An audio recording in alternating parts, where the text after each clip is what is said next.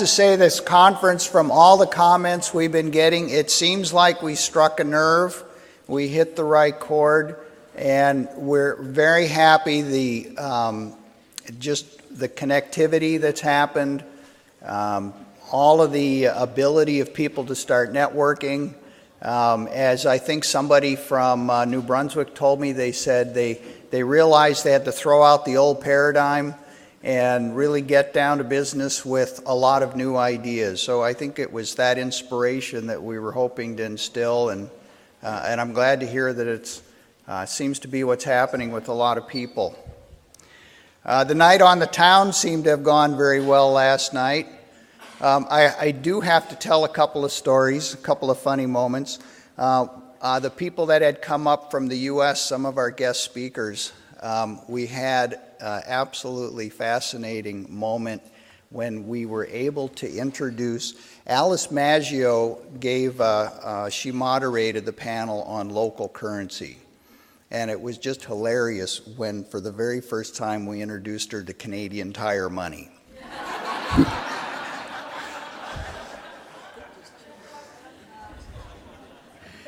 And the other funny thing that happened, I was out with Michael Schumann and Michael Graham. We were down at the pub, the ye old town pub, and somewhere into about our second drink, and he looks up on the big screen, and who's up there but Don Cherry, okay, with the completely outrageous outfit on, and he says, "Who the heck is that?" So we're getting them used to a lot of Canadian lore here. And of course, it sounds like the hot spot last night was in Bear River with the jazz dancing. Sounded like there was probably 25 people there. That was fantastic. Great. What I would like to do, keep things very brief here. I do want to mention one last time our major sponsors. The town of Annapolis Royal, the county of Annapolis, the Atlantic Canada Opportunities Agency, the credit unions of Atlantic Canada, Acadian Sea Plants, the National Farmers Union, Newspapers Atlantic, Transition Bay St. Margaret's, and the New Brunswick Studies Association. I don't quite remember their name, and I apologize. I would like to introduce our next speaker. You've seen him up here before on several occasions, Gregory Hemming. And I think, as he may have said, he's a municipal councilor for Annapolis County. He's also the chair of the county's Economic Development Committee. He holds a PhD in ecology with postgraduate studies in religion and philosophy. And he's written extensively on topics related to economics, environment, public policy. Curiously, he's a member of the Club of Rome, which is an international think tank on these issues. And he brings a strong voice to new economic models based on steady state economics and an enlightened approach to revitalizing rural Canada. Gregory, please come up.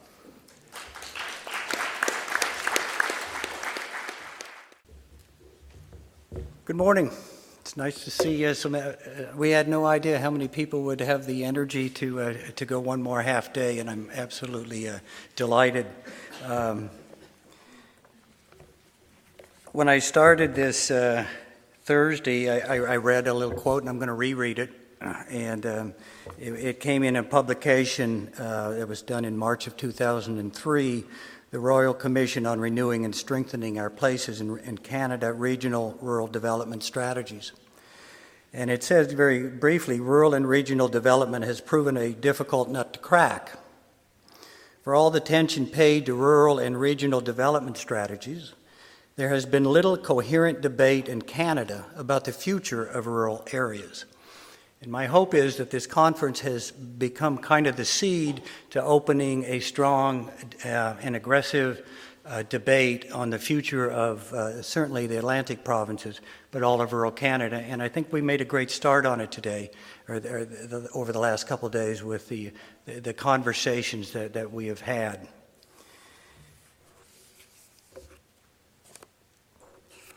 One thing that's really transpired that excited me in the last 3 or 4 days is spring happened. And, I mean, it was the first. I know it's spring because my basement is starting to flood. But really, when we started Thursday, a little cold and wind, but you can feel the difference. You can feel that spring's here. The birds are out and the water is melting enough, and I find that very encouraging. The other thing I'd like to just mention briefly is, I suppose, 2 things. One, our Center for Local Prosperity will be holding I'm not sure we've named it yet, but a conversation, at least, perhaps a conference, something live streamed on climate change. And that'll take place in Pugwash in October of this year, as kind of a precursor to a larger climate change conference that we would be holding in 2016. So just keep visiting the website for information on that. We have also, one of the pleasurable parts to me is we've been asked to entertain the possibility of doing a similar conference like this over in Miramichi next year. So we have at least opened discussions with the officials in Miramichi how that might happen within the next 2 years. So we'll keep you posted on that one as well. You know, we started this discussion on Thursday with Michael Schumann and his reflections on the Ivany report. I suppose he and I have slightly different views on that. But one thing, the common ground that I did find about what Michael Schumann said and what the Ivany Commission, in all fairness, it was more than one individual who crafted that document. But both of what Michael Schumann said and both of what the Commission said are really starting points for the discussion. And I think in that sense, both of them were great successes. And I think it's up to us now to fill in the blanks. And I think that's starting to happen. I think one of I suppose it's been a month ago now, I had the great opportunity to do a speaking tour in New Brunswick. And I came across, and you ended up with this in your packet, a book called Self-Sufficiency for New Brunswick. I encourage you to look through it. What I liked about that is, I think it was 2006, New Brunswick did something. There was a report similar to the Ivany Commission, looking at how to move New Brunswick forward. And what New Brunswick did that I thought was quite brilliant, instead of just accepting that as the Bible in terms of economics and job creation, they decided to hold a series of working sessions and really take a look at it, start to pick it apart and analyze it. And it was brilliantly done, and it came into this book. So I think, again, this conference may be the starting point to take a real hard look at new economics, rural Canada, and using the Ivany Report as a point of beginning. I think I differ with the Ivany Report on 2 points. One, I think that their definition of the new economy is slightly different than my definition of the new economy. That I like to hold the position that new economics have a lot to do with social and economic equality, and that the environment and its relationship to economics is stronger than I would have liked to see reflected in that report. Because my remarks this morning, and I'll make them brief, are really about tying in some way economics with politics. There was one section, I think it's on page 52 of the Ivany Report, that says at times that the situation may be so dire and drastic that we have to, in a sense, put politics on hold for a bit, try and get some consensus between political parties and be able to move forward. And I think at some level that's probably a good idea, because I think at politics sometimes we do get so fragmented. But my thought is I think maybe I see politics different than some other people. For me, politics is not this linear sort of thing where you have the conservatives on one end and then you string it all the way across to the Green Party on the other end, and the other parties fall in between. But I look at politics as being circular. And I've had the great opportunity to one time work on the platform committee of the Green Party. And I've also been a political consultant for the Conservative Party in the Yukon. And I haven't changed my message. And sometimes I feel I'm so far to the left of the Green Party that I'm a conservative. And in a sense, a lot of my mentor locally here has been our warden Reg Ritchie, who I look at as a conservative. Not sure how he looks at me. I wonder if he's here. Oh, he is here. There he is. There. But one thing the warden and I agree on is a lot of ways to produce a strong local economy.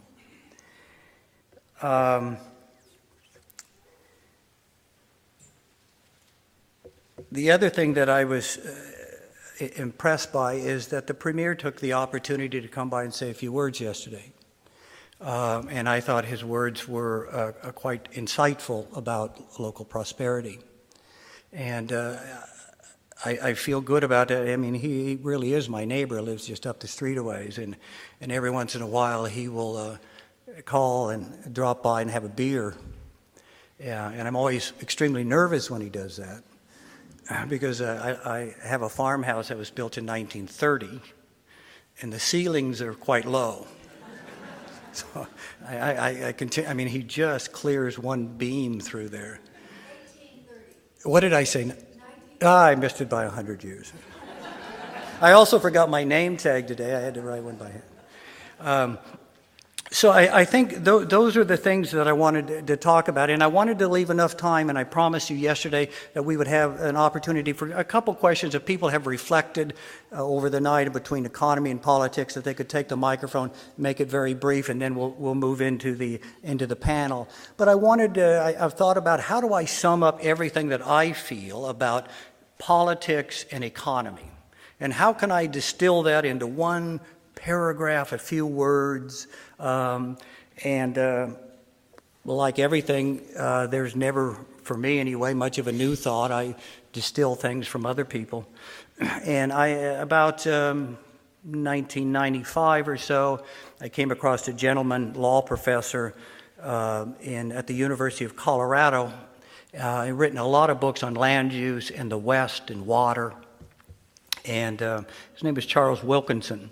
He wrote a book called Eagle Bird, something like Eagle Bird or New Mapping of the West. And he has this one line, and it has, for me, the starting point of any discussion on how politics and economy come together. And he called it an ethic of place. An ethic of place respects equally the people of a region and the land, animals, vegetation, water, and air.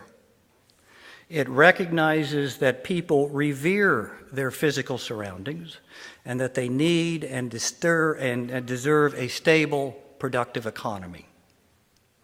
An ethic of place ought to be a shared community value and ought to manifest itself in a dogged determination to treat the environment and its people as equals, to recognize both as sacred, and to ensure that all members of the community not just search for, but insist upon solutions that fulfill the ethic. I think if we could do that, I think there would be a real turning point in the connection between representative democracy, participatory democracy, and the environment. So I think if someone did have a question or two or a remark, and again, if we can keep it very brief, and if you don't have, that's fine as well. But is there anyone that would like to make some sort of reflection on the connection between economics and politics, or, yes? Thank you very much. I am a municipal politician. I'm also a very small business owner who has roots in the rural economy. I'm also the founder and first chair of a large conservation association, so I have to approach politicians for money. I just want to give six quick points for people who are approaching politics, or politicians, sorry. 1, where's the money going to come from? 2, be creative. 3, do not send your audience to sleep by giving them PowerPoints. Death by PowerPoint is one of the worst things that politicians have to face. Also, don't forget the thank you letter. If they do give you money, it does have a rebounding effect. Have some equity when you go and talk to politicians. With our Conservation Association, we had to approach Michael Baker, who was the treasurer for Nova Scotia government. We embarking on a project which was to acquire islands in Mahone Bay for public access. We raised $1.5 million since we started. The provincial government was our partner. The land is Crown land. It's there for everybody to use, and we have acquired 15 islands in 10 years. And final bit of advice.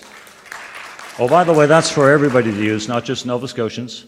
And final bit of advice, if something is for sale for $1, consider carefully before you buy. Thank you.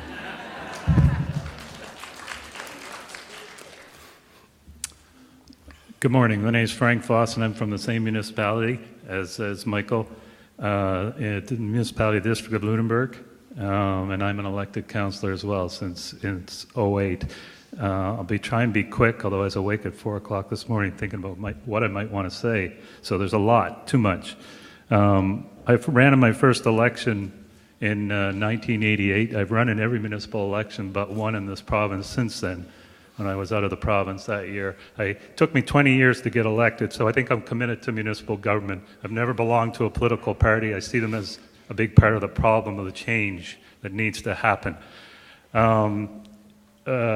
Gregory mentioned participatory democracy.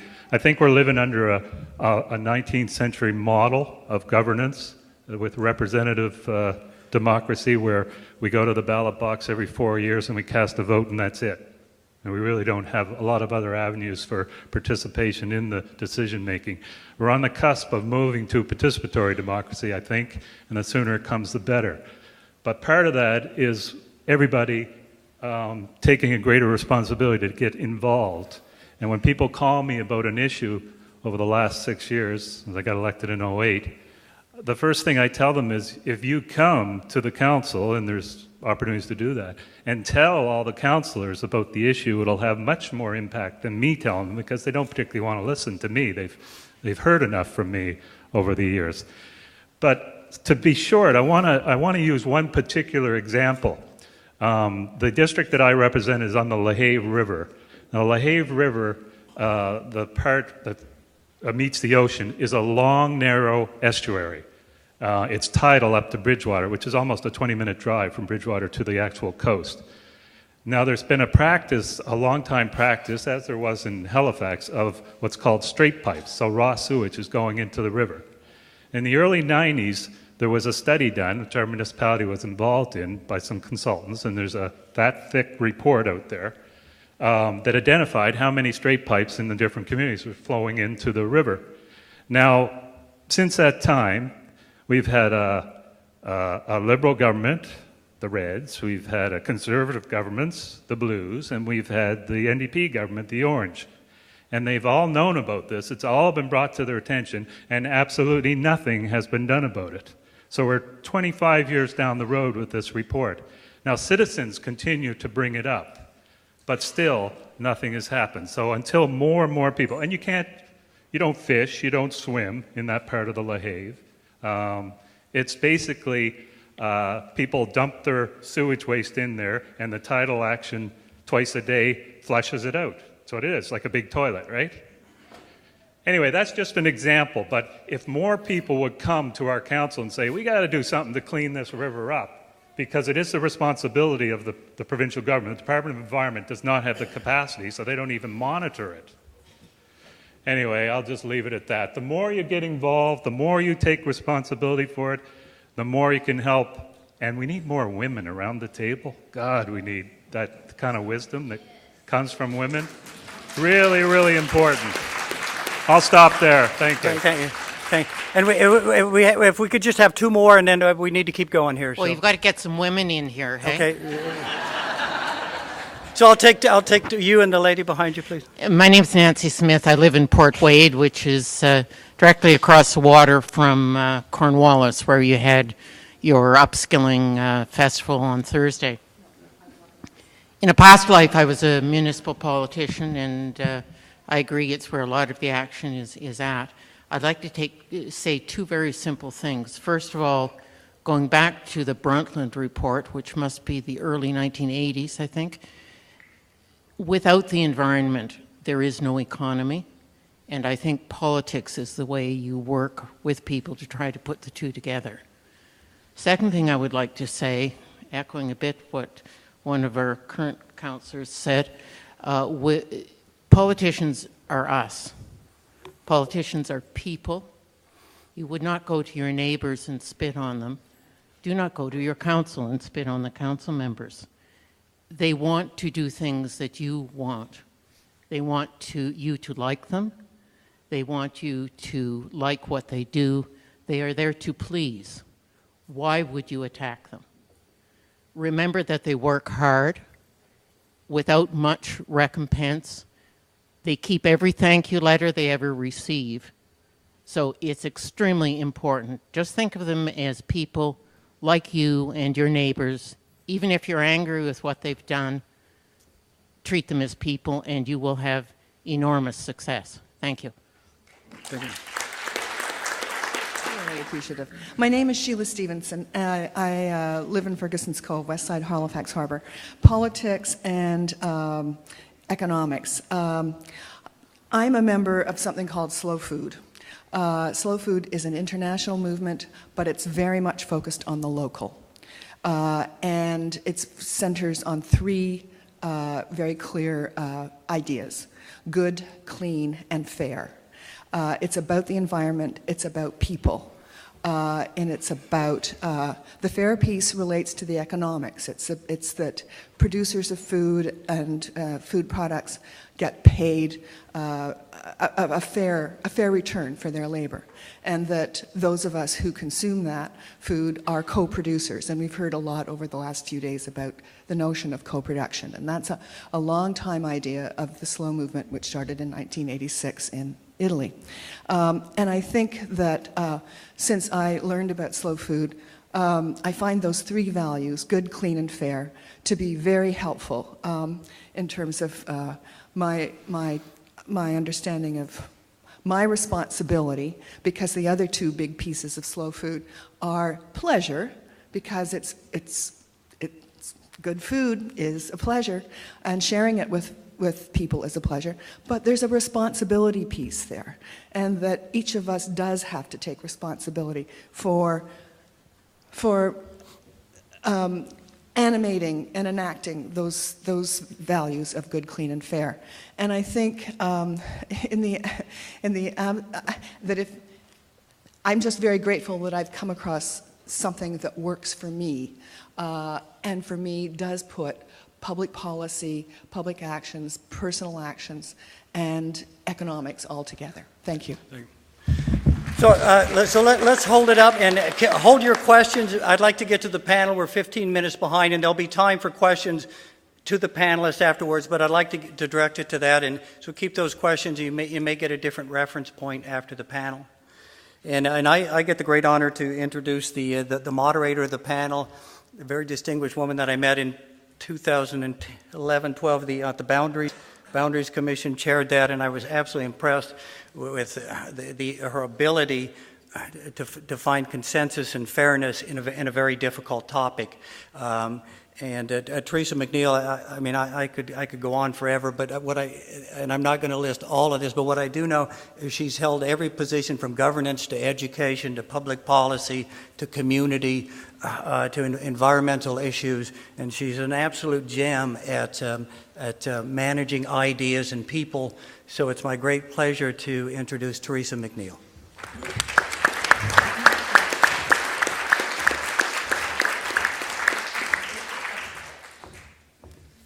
Thank you, Gregory. Good morning, everyone. And yes, we are a few minutes late getting started. And I think it's quite true what Gregory said, that we will have time between, I'd like to think about 5 to 11 and 11:15 for really plenary give and take from there to here with the panel. I want to make a little comment about this conference, since I had absolutely nothing to do with organizing it. I arrived on Friday evening in time for the bar at that magnificent space in Cornwallis, and within 5 minutes heard resounding praise for the speaker of the night before, Michael Schumann, and absolute condemnation of what he said, within 5 minutes from, of course, 2 different people. And this conference is like that. I was here all day yesterday, it was super. There's time to talk to people, there's time to argue, there's time to listen. It's been beautifully organized, all the way, co-chairs, Bob and Greg, all the way from the program outline itself, right to who is pouring the coffee, who is cleaning up the spilled apple juice, all this thing, and the name tags. I could read them, didn't matter. They're wonderful. So thank you very much for everything in terms of the organization. I say that, I'd like to think, on behalf of everyone who didn't do all the work.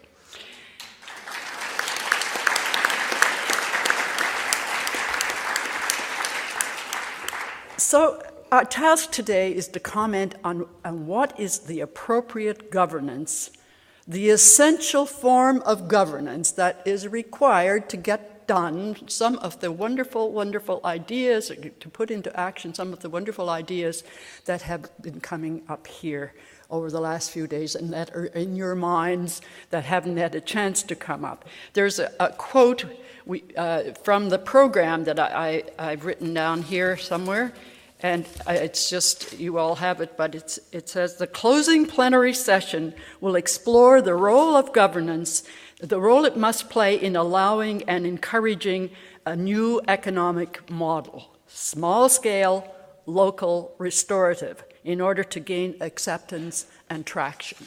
That's what's written in the program. And we have a panel here this morning, as I would say seems to be the hallmark of this conference, totally appropriate group of people to speak to the subject. And so I'll start off by introducing all 4 panelists, and then I'm going to sit back and throw a very, very evil eye toward them after 12 minutes each. I don't have a stick that goes all the way from the end, but I've got a good deal with John. John is able to give a little nudge to those who go over the 12 minutes. We have more time than that, but we put 12 minutes in order to give them a chance to have some give and take themselves before we go to you to have some give and take. So I'll start off with this. Our first speaker, and I'm going to give a little review of all 4. Rankin McSween, who is the person there with the brownish jacket there. Rankin has served as president of New Dawn Enterprises, that's in Sydney, a not-for-profit social enterprise, for 20 years. He has witnessed and sought to influence the rapidly changing social and economic Cape Breton landscape. I shared that Cape Breton landscape with him. And in an effort to move towards its vision, he works to have people become self-reliant in a vibrant community. He has worked very, very hard and very well. New Dawn today administers a real estate company, a healthcare company, a community college, a Meals on Wheels program, a community engagement and education division, and the New Dawn Center for Social Innovation, that in itself could take his I'm sure, a wonderful presentation, because it's really taking over. You think this is a large building for the municipality to take over. New Dawn has taken over what used to be Holy Angels Convent and High School in Sydney, an old institution and a fantastic building. I'm going on too long here. Rankin has served as a founding director of Island Community Justice, chair of the Cape Breton branch of the Canadian Mental Health Association, and a founding director of the Canadian Community Economic Development Network. He is engaged in the follow-up to the One Nova Scotia report. Too bad he wasn't here the other night, huh? He's engaged as a member of the coalition. You know about, those of us from Nova Scotia at least know about this coalition group that is charged with the responsibility of trying to get some traction, I guess, under the Ivany report. That's Rankin McSween in a very, very cursory introduction. The next person will be Dale Eshelby, and well, obviously, you can see Dale there. She thrives on fostering community growth and development. She is the rural coordinator for St. Mary's University's Silver Economy Engagement Network. That's interesting. I was talking to her about this. And she's also a town councillor for the town of Lockport. She leads Resolve Management, an organization. It's an approach to leadership development for organizations. She has experience as a caseworker relating to community service employment support. She serves as a research assistant and coordinator in a partnership with Mount St. Vincent University and the Tri-County Women's Center. And locally, Dale was coordinator of Lockport's Integrated Community Sustainability Plan, and she's a chairperson of several community boards. You see what I mean by this panel? John Ferguson will be our third presenter. He is currently the Chief Administrative Officer for the municipality of the County of Annapolis. He claims a very diverse, but still very close to municipal government line for 25 years, and professional career in Nova Scotia and New Brunswick as an administrator, an elected representative, and a consultant to government in community-based development techniques and strategies.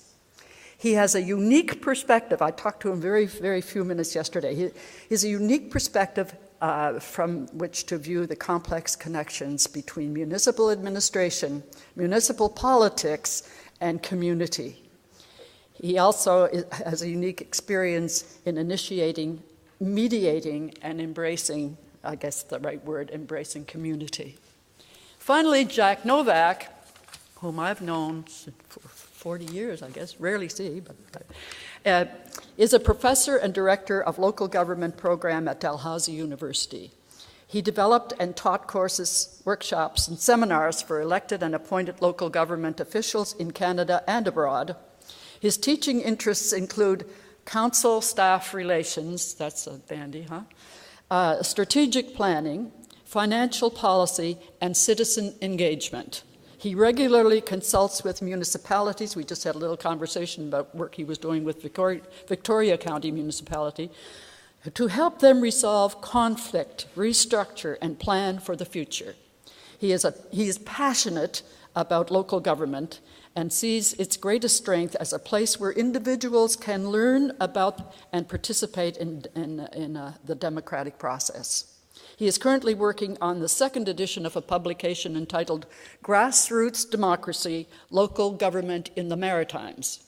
He teaches a graduate course in local government in the School of Public Administration at Dalhousie and is a former recipient of the Lieutenant Governor's Medal for Excellence in Public Administration. So now you see the lineup that's there, and we're going to begin with Rankin, and I'll cast an evil eye over to you, Rankin, if you go over 12 minutes.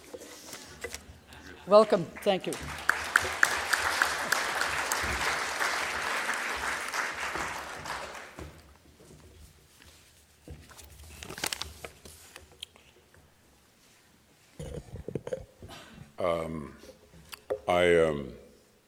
Well, thank you very much. It's a privilege, an honor, and a privilege to be here, to be with you all, and to be part of this distinguished panel. Teresa and I both come from Cape Breton, and it seems to me over the years, where I see Teresa is at events like this occasionally. And it's every time, I was telling Teresa yesterday, every time I'm with her at an event like this, it turns out the event is rather splendid. So it's a wonderful coincidence. So here it is happening again. I have no idea what the answer is to the question put forward. Cape Bretoners have a tendency, if you ask a Cape Bretoner a question, they will just tend to kind of respond with another question. And that is in my genes, I guess. So, for instance, if you were to ask a Cape Bretoner, like, what do you think we should do about local communities? The Cape Bretoner would say, which community would you be thinking about? And if you said, well, I don't know, Wolfville, for example. Do you live in Wolfville yourself? Well, no, I'm just using it as an example. Do you have any relations in Wolfville? I'm from Sydney, and so I'm not talking. And so the context I'm going to speak from, it's very much it's rooted in my experience. So this is not. I don't mean to generalize in any way. I'm speaking from what it is. Has happened. So I'm with New Dawn. New Dawn is this interesting organization. Its main claim is that it has survived. And I had a friend who used to say, survival is not to be underestimated at all. I didn't, unlike Teresa, when I came in Friday night, I didn't get in here in time for the banquet, and I ended up at one of your lovely restaurants downtown for a late supper, and there were three women engaged in this intense conversation, and I was sitting beside them. You know, you're eating alone. It's very difficult not to kind of hear what's being said. So in the course of the conversation, one of the women was talking about friends of hers that were coming from somewhere, I'm not sure, this summer, and they were going to tour all of Nova Scotia, so they were going to do the Valley, and they were going to do the South Shore, and they were going to do the northern part of Nova Scotia. And then she was naming off places. They were going to spend time in Halifax, they were going to do the Cabot Trail, and then they were going to go to Sydney. And she said, I told them, no, don't go to Sydney.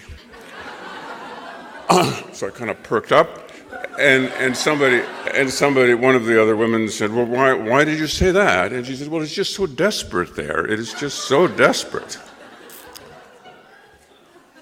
So I was filled with indignation, and I was about to rise up.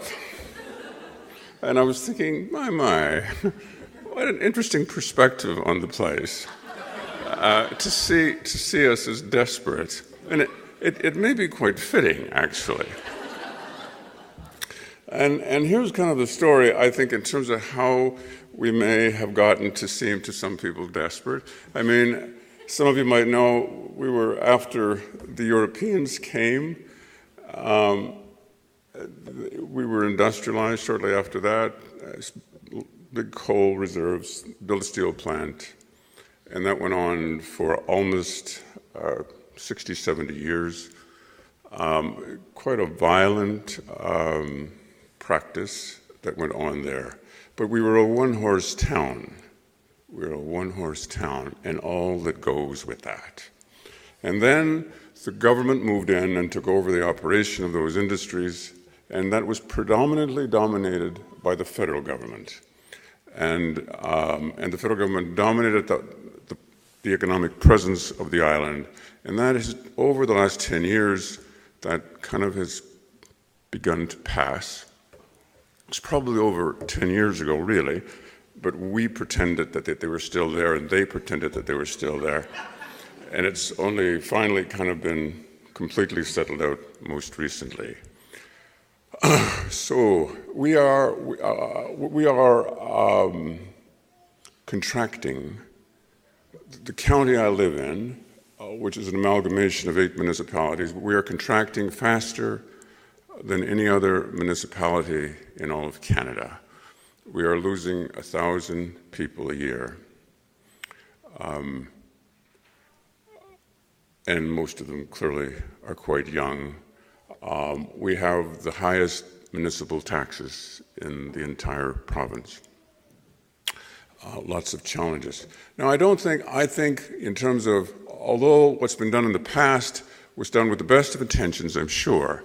I mean, I think part of the jam we're in is that there was something happened that was quite inappropriate.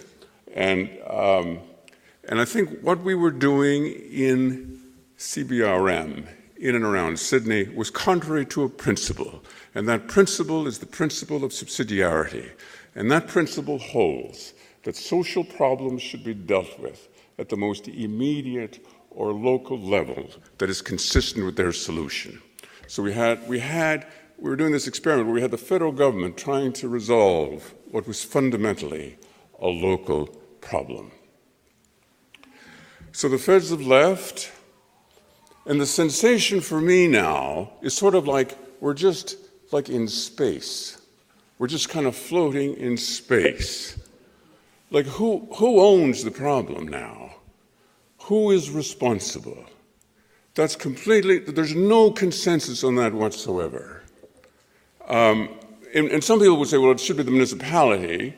And I'm fascinated with the number of municipal politicians. I ran for mayor the last election, and I didn't win. So now on my resume, I'm now a failed politician on top of everything else.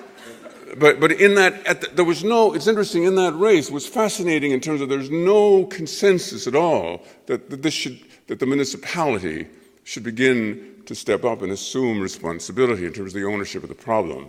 Some people are violently against that. Some people are advocating it, which is certainly the side I would be on. But we're just kind of like a bit unhinged, floating in space and spiraling downward. The other thing I find fascinating, just fascinating, is that if you look at local government, if you look at local communities, on the one hand, there's more and more responsibility. More and more and more responsibility is being assumed. But there is no authority or power that goes concurrent with that. So it's kind of interesting the way that's just completely out of whack. I find that fascinating, just fascinating. I'm not proposing we go back to this at all. I want to move to very quickly 2 points about civil society, if you will, or organizations, like most of you represent here. One of the things that fascinates me historically is back when we were governed by monarchies. If you wanted to do something, for instance, you wanted to kind of go do something commercially, you had to go to the king, and you had to get a charter. You had to go to the king and ask for a charter. And what you would have to tell the king is what you were going to do for the kingdom, what difference you were going to make. You didn't go to the king and talk about the money you were going to make. You had to talk about how you were going to improve the kingdom. What's interesting to me in today's world is big corporations, they're not burdened with that anymore. Big corporations exist for the purpose of making money. And that's a glorious, lovely thing. I'm not objecting to that. But it's interesting. The social sector is a sector that are still primarily preoccupied with the question of how to improve the kingdom. That's what the mission is all about. That's the work you're doing here. It's all about, what you're all working at is how to improve the kingdom. And I think that's incredibly glorious, just glorious. Last point. One of the most interesting, I think for me, one of the most important books I ever read was a book called Democracy in America. And it was done by Alex de Tocqueville after the American Revolution. And this, for me, is quite important. Because what de Tocqueville was a French nobleman who really was against democracy. He thought it was quite a flawed framework. And he advocated against it in France. After the American Revolution, shortly after, he comes to the United States on a famous 9-month tour. And he goes, as he's going along, and I should back up, his concern with the idea of democracy was that no one would be available to take care of the common good.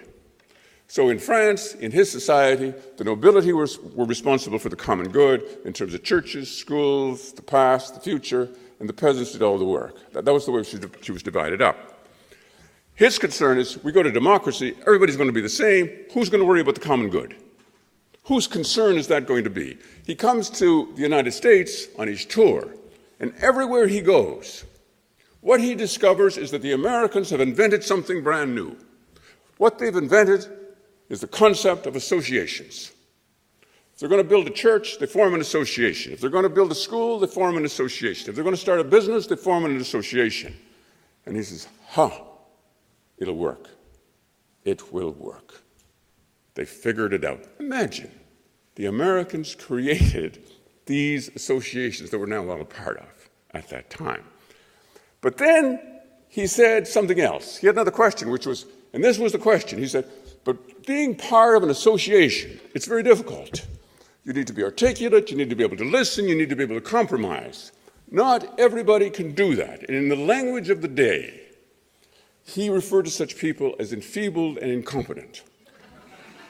And he asked, what happens to them? And everywhere he went, it was the same answer. The government will look after them. And he said, there's the flaw. Because this is a way for government to get power. And power to government is like liquor is to the drunkard. They can't get enough.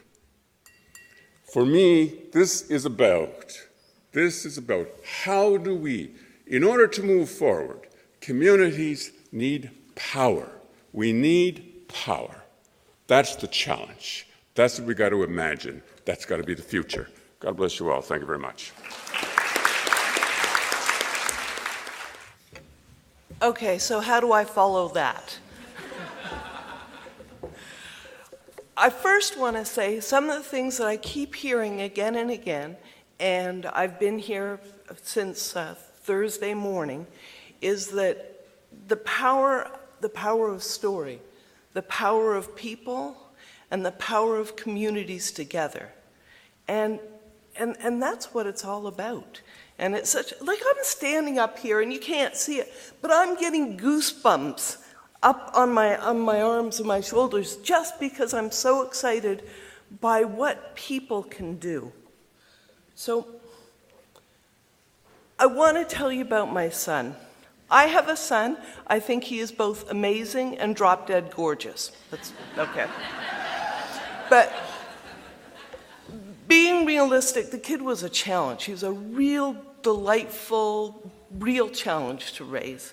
We live in Lockport, and that's a good thing, okay? For those of you who are not familiar with Lockport, it's 80% of the population live on Lock Island, and the total area is 0.9 square kilometers. So if my kid was doing anything wrong, somebody would let me know. So in the 1700s, due to the fishing industry, Lockport was one of the wealthiest places in the province. And we have our famous Crescent Beach and our beach center. We've got our boardwalks and our trails. We have the first provincially registered streetscape, and we've got all sorts of different architecture. We've got the little schoolhouse museum, and we've got historic murals all over the place. We've got festivals from July 1st to Harmony Bazaar, Women in Song, and Lockport has all the amenities, and I could go on, but I want to talk about my son. When my son Emiliano was in high school, I was juggling a number of jobs and doing a degree at Mount St. Vincent. My kid has the gift of brains and the ability to talk anybody into doing anything or out of anything. So that didn't do me good, okay? If I ever needed help with anything, the kid could talk his way out of it, all right? No matter what.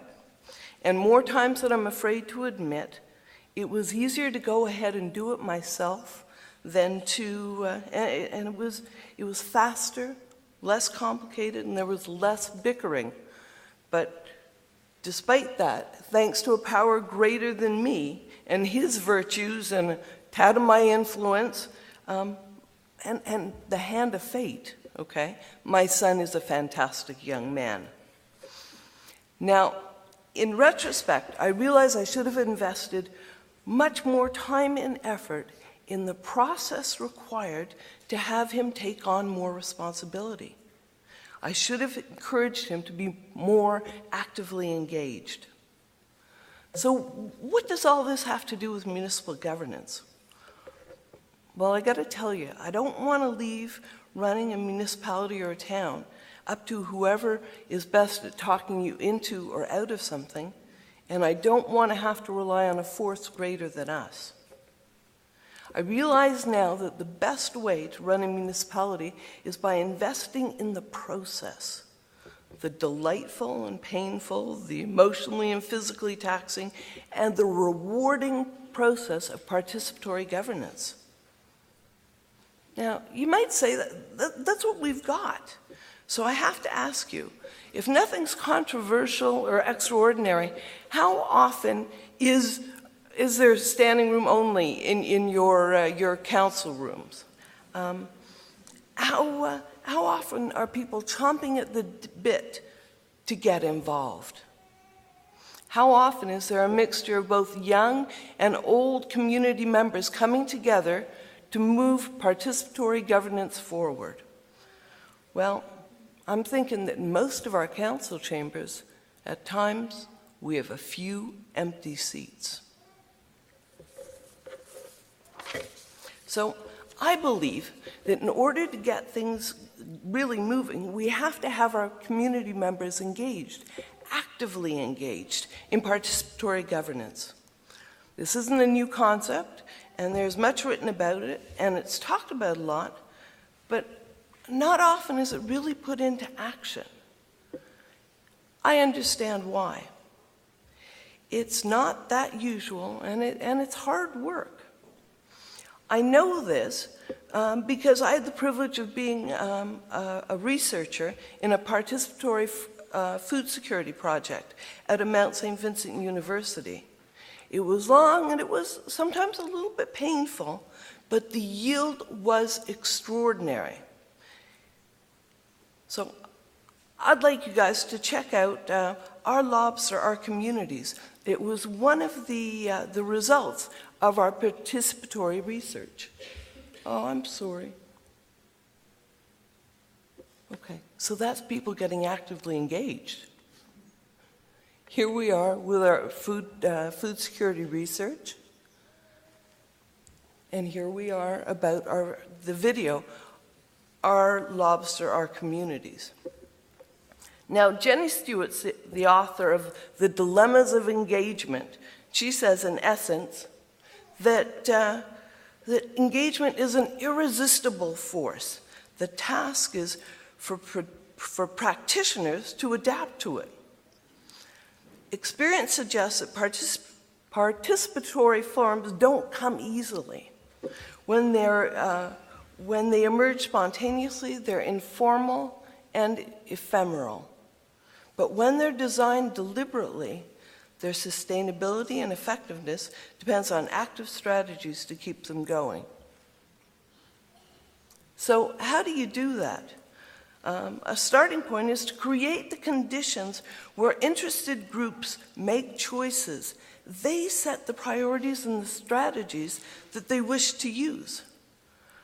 For a participatory governance process to achieve success, the individual parties need clarity of purpose and a common strategy.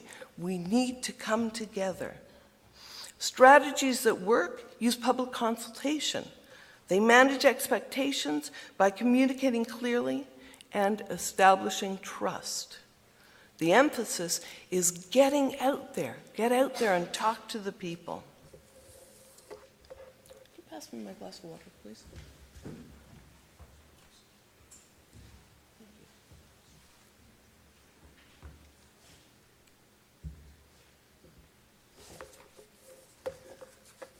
So engagement.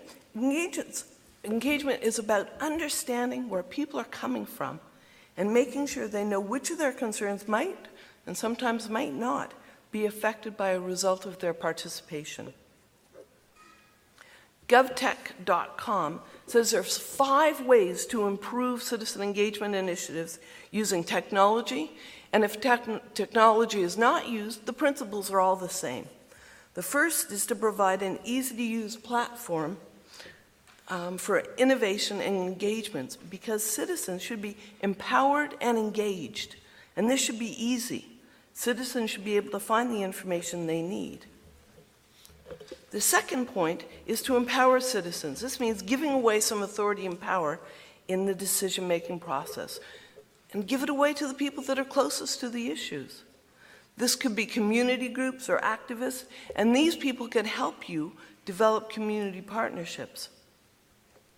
The third step for citizen engagement to truly work involves municipal units developing a comprehensive communication strategy. This includes reaching out and broadcasting to citizens via email, social media, advertisements, door-to-door, in-person events, or using information sessions.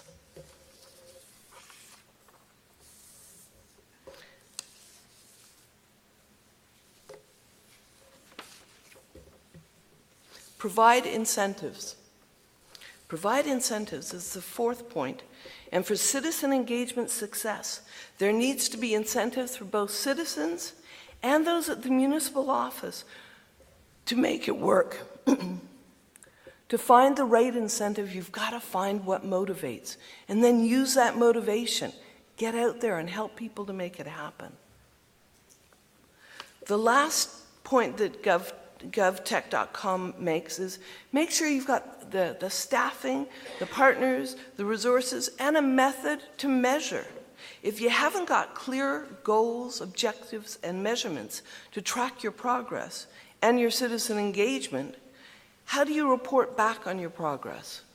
And as Crane Stuckey would say, how do you keep your people in the boat? So, to start citizen engagement, there are some points to think about from the 2012 Foundation for Success, a strategy to improve citizen engagement. It starts with collecting existing information and make sure you know what's out there and use it. Save your resources by doing that. And then it goes on and finishes with, once again, use all forms of civic engagement. Go to where the people are, with technology and in person. I hope I've described the start of a process that you can envision and how the process can engage, direct, propel, and inspire your community. I trust you see how the results are worth the investment. When we're talking about social investment, engagement, and participatory governance, it's challenging, but the rewards are so great. Can you imagine town meetings where people line up to attend, where ideas percolate over, people line up to volunteer? And this is the last one. When funding partners want you to take their money, this is what participatory governance can do. So, this is what I want you to take away. I hope, unlike the way I raised my son, you will not allow your municipal unit to rely on the hand of fate, or whoever has the best skill at GAB. I hope you, as citizens, and your municipal unit will invest more time and effort in the process required to take on engagement and participatory governance. I should have had my son be more actively engaged. Please don't follow that same mistake. Please encourage your citizens and municipal unit to be more actively engaged and to use participatory governance. The rewards far outweigh the effort. Thank you.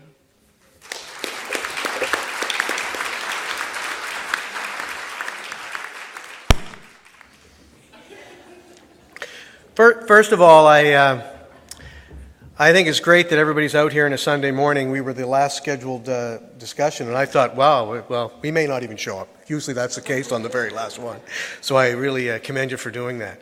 I also want to sort of have a disclaimer here. I'm probably going to pick on some people. I hope to have a little bit of fun with this, and I don't want to get in trouble. So I'm just going to say that disclaimer right up front, right now. So. Local government's where it's at. It really is, and it's there's no life like it, frankly.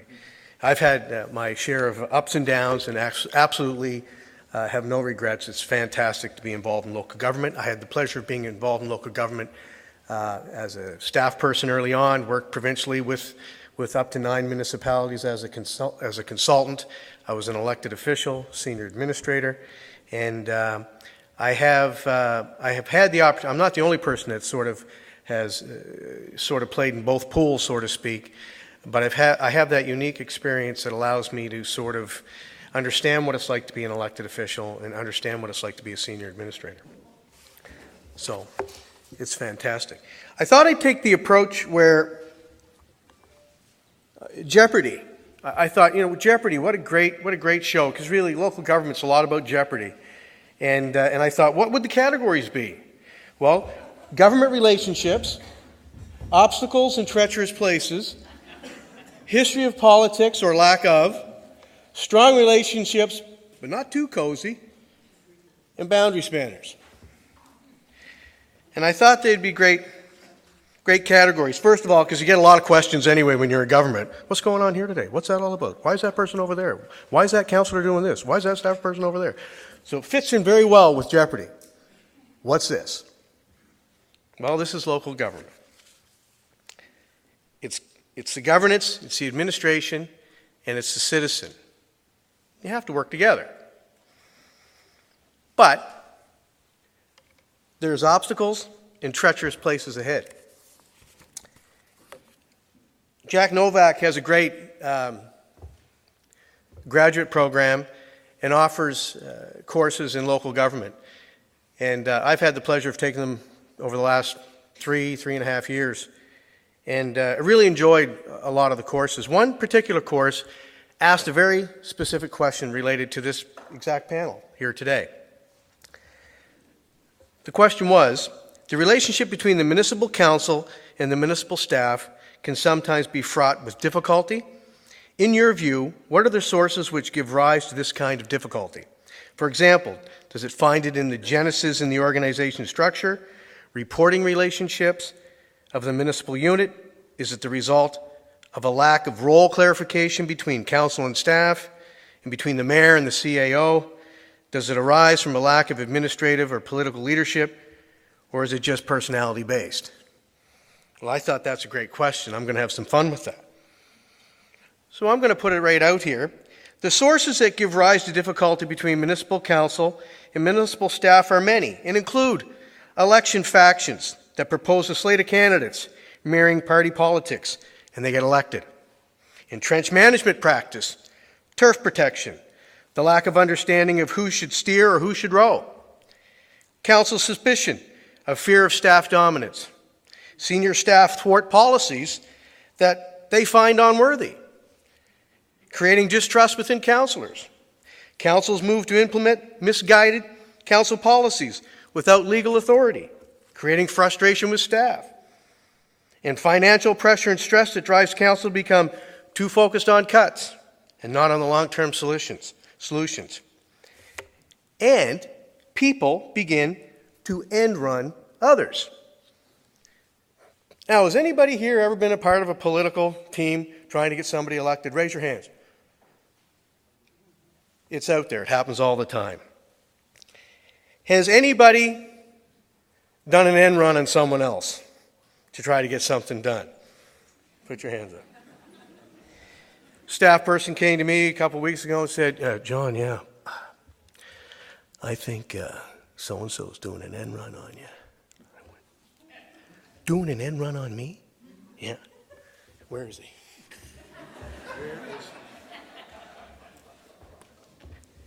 In local government, all these fascinating things happen. You have to take it lightly. You have to go with the flow. These things happen in local government. I'm going to continue on with some of the treacherous and obstacles.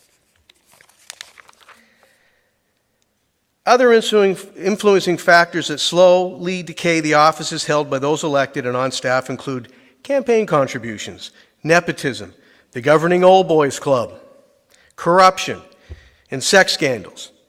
Now, I haven't had the opportunity to be in the sex scandals. Has anybody here been in a sex scandal? Sorry, I asked the wrong question. Does anybody want to be in a sex scandal? All of which could either involve staff or council that create clear conflicts of interest.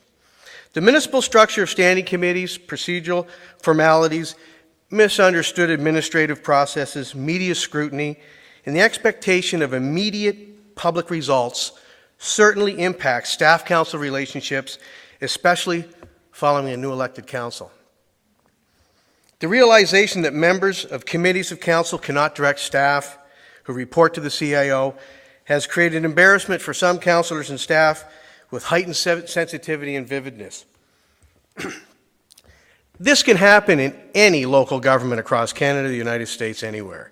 It's a fascinating process, and it's because it's the way we're designed. They never really worked it out exactly how we'd get through that blurriness at the local level.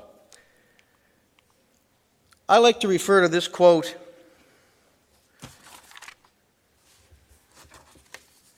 by E.C. Hadfield. The councillor should respect the official as an individual whose technical skill and knowledge of the details of administration are probably greater than their own. Now, this quote's over 50 years old.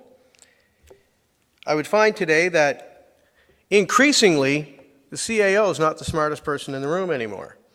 There's other people that have equal abilities, and those competing interests have to be brought together.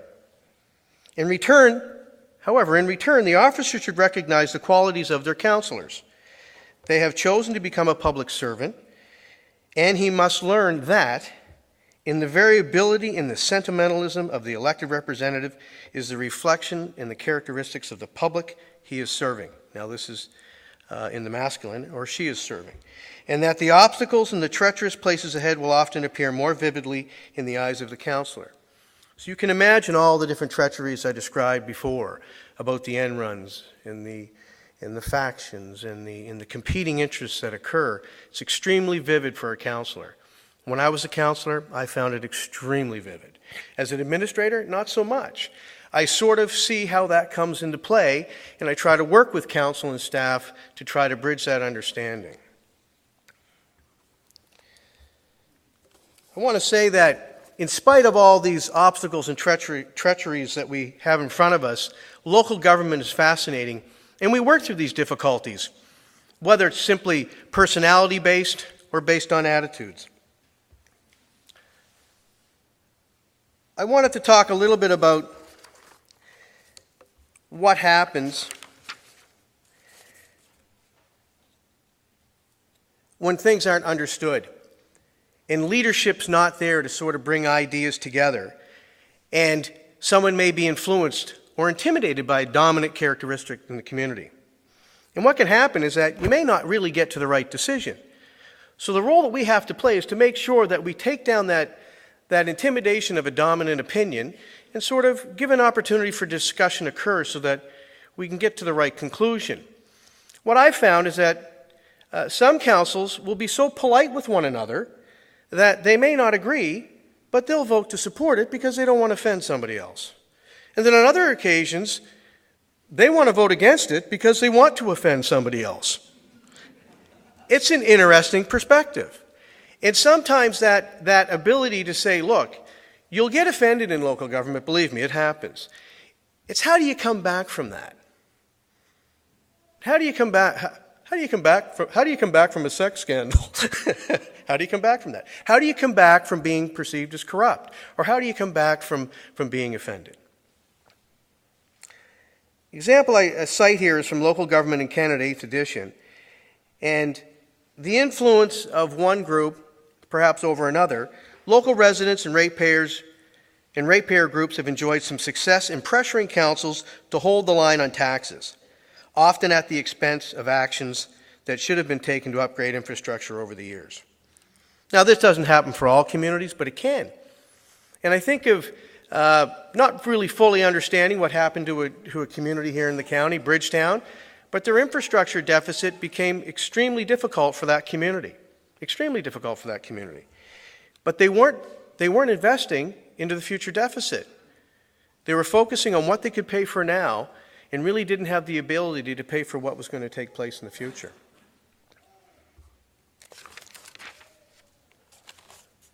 What impacts this formally structured yet fragile relationship?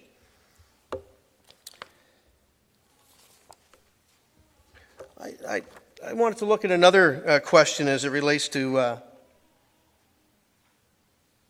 the history of professionalism and localism. And what does this mean for our personalities and our attitudes today? I just want to touch on what this really means here, and everybody's going to have a different perception of what professionalism and localism means. I'm going to give you a snapshot of what it meant 150 years ago. The contemporary municipal professional remains a countervailing force to localism. The British reformers, who were against local government efficiency and corruption, widely thought this was caused by local politicians with their patronage appointments. This in part influenced Edmund Chadwick's report in 1842, promoting local professionalism in local government administration. Chadwick's report commented, "The influence of petty and sinister interests." Generally, British and U.S. reformers felt professionals were beyond reproach and could solve their concerns stemming from the complexities of the modern industrialization and urbanization. Politics and local government, this is another quote, politics and local government, too, came to be regarded by business-oriented people as an obstacle to civic progress. Unfortunately, this attitude toward local politics has been maintained by many for most of the present century and has never been entirely lost. Administratively speaking, municipal staff receive their direction from council at a duly convened meeting and by the adoption of resolution, a majority vote.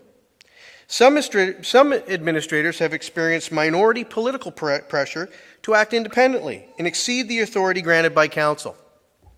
This is where this blurriness can occur as it relates to our authority, as it relates to our roles and responsibilities. Some may succumb to that pressure, some may not. But it recognizes the difference in the separation of executive and legislative roles at the local level. Municipal staff does not report to individual councillors to the extent provincial and federal staff report to ministers. Locally, functioning role is blurred. And I'll cite another quote. Municipal governments are not organized into separate executive legislative branches, each with its own responsibilities. All responsibilities are ultimately combined within one body, the elected council. This means, among other things, that the line between policy making and administering policy is especially blurred at the local level. I believe that professionalism is better at the local level, not because it is meant to shut down local ideas, public participation or public scrutiny, but because there is a greater understanding to resist local political pressure that is not a council policy decision, but remain open to discussion and potential change. That's the balancing act. Historically, the higher levels of government did not astutely recognize this important difference or chose to ignore it.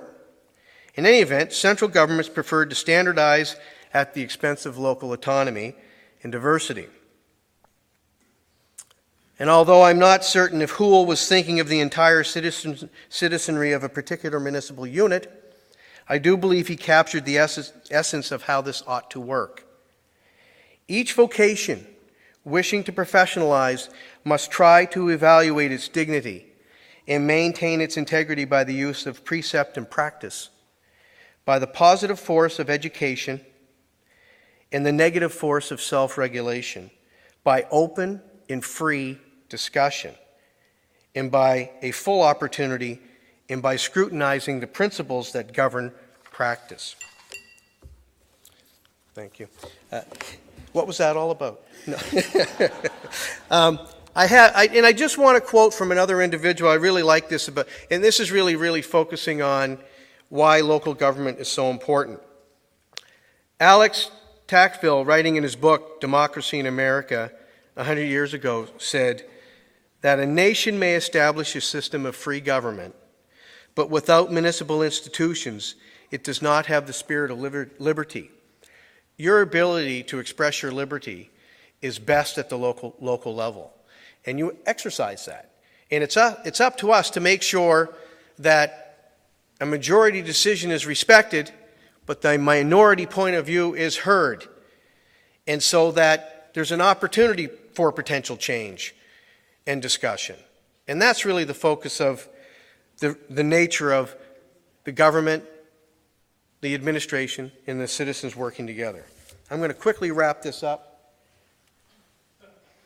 I won't get into that, I don't need to. Let us first consider, this is really about how a community begins to make its decisions locally once again. If the common way of life becomes too frustrating, people will begin to act in different ways. They're going to start to participate, and you have to be ready for that. Local government has to be ready for that when that occurs. And I attended a workshop with the Atlantic Conference on Public Administration, Confronting Complexities, Techniques to Navigate Wicked Public Problems. I love that word, wicked. Wicked tuna, wicked.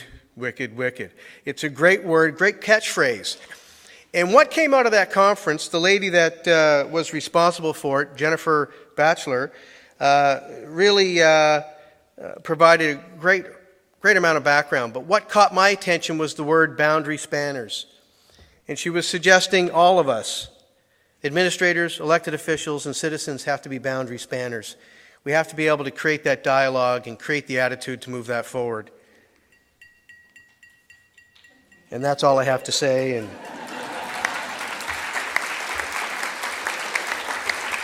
thank you.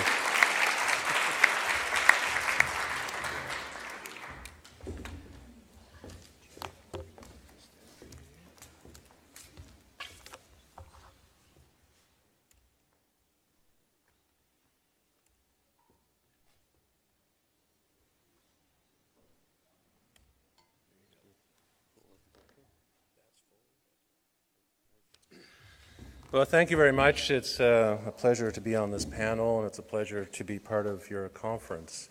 Believe it or not, I too was going to quote de Tocqueville. And I'm glad I didn't, because I think the other panelists probably did a better job than I could have done. But I would encourage you, his publication, I think it was from 1840, and it's hard to imagine that somebody would have had that degree of insight that would still be relevant today. The whole notion of seeing people as citizens as opposed to seeing them as subjects. And sometimes when I think about the new public management, which has inundated the literature since the 1990s, what happens is I think we've regressed, because we start to talk about everybody being a customer as opposed to being a citizen, and looking at the provision of public goods in the same way that we look at private goods. There was some research done on that in terms of how do people look at the provision of public goods, and it's surprisingly no different than if you went to Walmart and looked at how it is that you would buy something there. Did I like the quality? Was it delivered on time? Did I get value? And were they nice to me on the phone? And somehow there's something amiss about the very nature and fabric of our communities if we start to treat everybody who's there as a customer. I do a lot of work for HRM and do some in-service programs for them, and they talk about business units. And every chance I have, I say, I dislike the term, I don't like the business vernacular. And that doesn't mean that we don't run our organizations in a business-like way. It just means that we have to understand what public sector values are all about and how it tends to inform our role and actions in local government. That was just my opener. So I have, oops, I think I turned it off. I have some things which I'm calling things to think about. I'm not going to be terribly prescriptive, but I think in terms of governance, there are some things that I think we can consider and might help to provide us with an agenda going forward. One that I'm going to talk about is what is the role of local government. And sometimes we have to go back to first principles to say, why are we here? Anytime we're in doubt about the utility of a particular action, I think we go back to our first principles and say, why are we here? The second is the mandate of council, or perhaps more precisely, how council, and to some degree staff as well, actually see their mandate. And I'm going to go on to the role of the individual councillor and how that is actually exercised. Finally, I'm going to talk a bit about the financial structure, only in the sense of it being an illustration of that we have to get the incentives correct. Lastly, I'm going to talk a little bit about collaboration, because the problems that we're dealing with are complex and cannot be solved by any individual organization, but we have to start looking more broadly. And I think John was talking about spanning the boundaries is another way of looking at it, and that's pretty critical.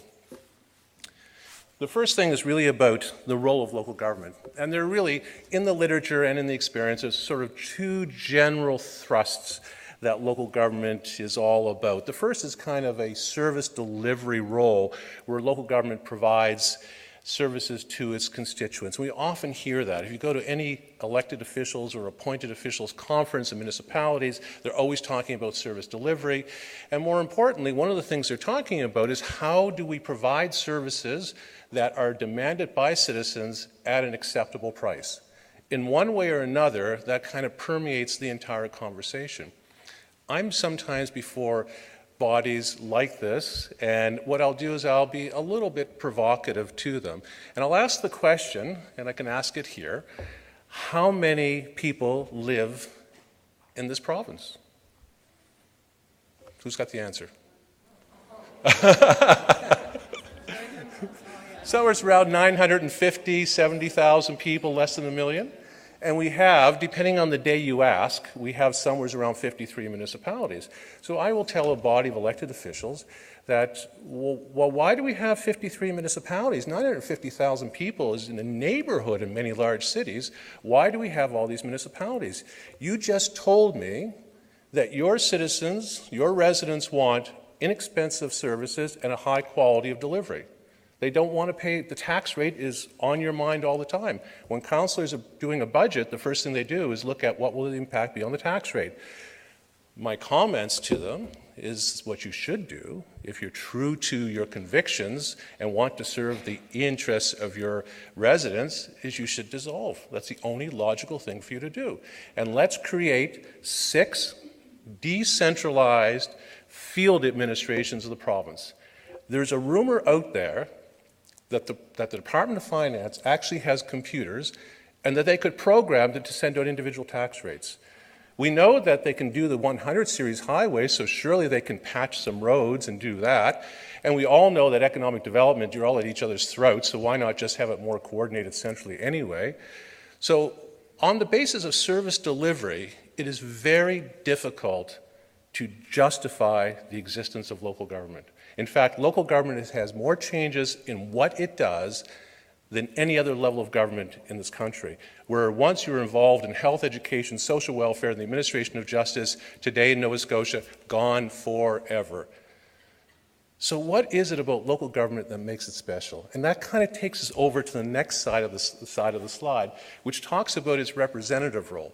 The representative role is that local government has to be a vehicle, a place where people learn about, participate in the democratic process, can feel engaged, feel empowered, and can ultimately be co-architects of their future along with everyone else. If local government doesn't fulfill that role, then its very existence, I think, is up for challenge in terms of whether or not it deserves to exist. The difficulty, and I know this from my work inside municipalities, often doing a lot of research and organizational reviews, is that the role of service delivery crowds out the other aspects of what local government ought to be doing, where it's really a very special place indeed. Building democratic values and giving people the opportunity to practice being a good citizen. One of the things we often forget is that we just assume if you hold a meeting here at some night at 7 o'clock and people don't show up, well, they don't show up for a good reason because they're doing something else which is probably more important to them, and that's looking after their families. But when they come, oftentimes they're not participating at a level that people think is appropriate. And that's because people need practice in becoming good citizens. And local government's a place where they can practice and learn about and participate and gain confidence. They're not going to do it when we talk about appropriate levels of sulfur dioxide that should come from pulp and paper mills. They're not going to do it about Canada's foreign policy in sub-Saharan Africa, but we certainly can do it about things that are entirely local, and we can learn about the power of conversation, the power of compromise, the power of discussion, the power of being circumspect. In other words, to see things not just from your personal interest, but from other people's interest. And perhaps more importantly, to know where your true self-interest lies. People often debate the spoils at a point in time when they don't realize that if they work together over a period of time, everyone can be better off. I want to just go down a little bit and talk a bit about the mandate or how it's seen. And here I draw from Bryson, who's done a lot of writing in the area of strategic planning. And I do this when I'm working with municipalities. And the difference between the legal and the political mandate. The legal mandate is that narrow list of things that you have to do or that you may do as described in the principal piece of legislation which governs municipalities, and that's the Municipal Government Act. The political mandate is really what people expect of you. Now, I have worked with municipalities over many days to sort through this kind of thing, and what we'll do is we'll do a facilitated conversation. I'll ask them about their legal mandates, and by the end of an hour and a half, or 2 hours of conversation and small group work, I will have one piece of paper which says, well, I guess we got to provide water and we got to do this. And then I have the other half of the room which talks about the political mandate. People want to be respected. They want to be included. They want to be involved. They want to know what's going on. It has all the earmarks of a community that wants to be part of what's happening in local government and to feel included.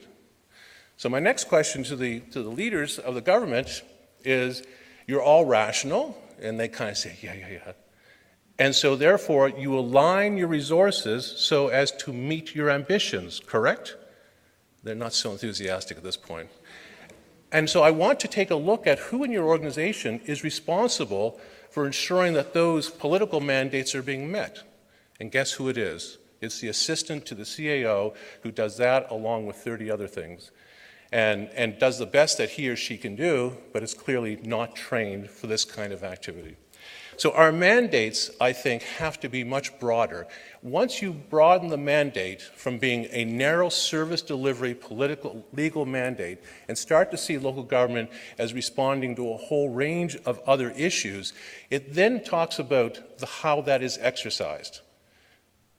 Because without the legal authority, what authority do you have? Well, you have the authority of leadership, you have the authority of persuasion, you have the authority of coordination, you have the authority of facilitation. And so you don't always, in local government, have to be the kingpin delivering the service. In fact, it may not be a service at all.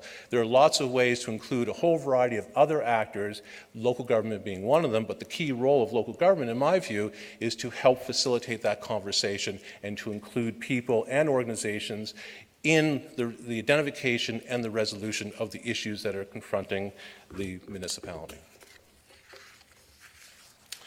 The next slide really talks about how individual councillors see their role. And there's two, this comes from Tyndall's book, but it's written up in by many other authors as well. And this is this whole notion of the difference between a trustee and a delegate. And too often when I hear councillors saying, well, what my constituents, what my residents want is, and my role is to essentially, excuse the language, is to go and fetch. My role is to bring back the goodies to my district, which can either be a physical district or it can be an issue district. My role is to get the goodies, bring it back so people will like me and they'll vote for me again. That's the delegate role. The trustee role says, my role is in fact to engage in a deliberative process with my fellow councillors, to engage in a process of consultation, legitimate, ongoing, and meaningful consultation with my constituents, and also to talk to all kinds of other bodies, school boards, health authorities, boards of trades, and grassroots organizations, in order to help develop a consensus around where we're going, what we need to do, and how we can all work together. That's a bit different than what I would call the go and fetch attitude in order to win favor and be reelected. Now, I know that I'm intentionally being provocative. There are many who don't do that, but there are some that do. So I'm just going to talk a bit about, the incentives, the financial incentives. If we're looking at growing an economy and moving in a different direction, we have to look at the inherent incentives that are already there. One of them is, in this province, we have an extraordinary high reliance on the property tax as revenue-based. Property tax is really real property tax, meaning land and buildings. If we're to embrace a new direction, a new economy, a new relationship, it's very difficult at the municipal level for a council to embrace those things that are not going to provide the kinds of resources that they think are necessary. So all of a sudden, every problem is resolved by having a building or having somebody purchase a hard physical asset. How does that relate to people who are going to be developing startup, knowledge-based, in-your-basement kind of enterprises, which can blossom into things down the road that will be very significant? They're not well received because the incentives are wrong. We've got to change the financial structure so that municipalities are encouraged to engage in things other than building smokestacks and buildings which produce property tax revenue. I'm going to leave it at that. Just this last slide, which I think is I've touched on, and that is this whole notion that problems do not neatly fall within the confines of a single department or a single organization, municipality included, that they need the cooperative effort of a variety of bodies.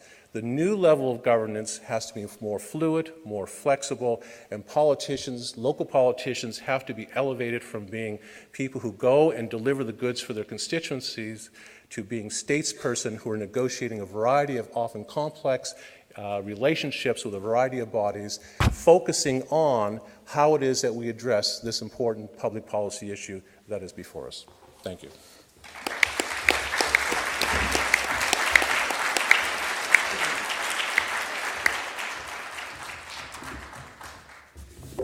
Perhaps you don't know that it's uncomfortable cutting people off, when they're in full flight.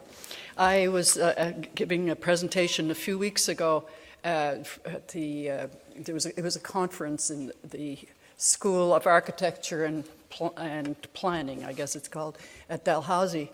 And my best page, the last page, I didn't get a chance to deliver because the chair was much more rigorous than I have been today. I'm saying that, John.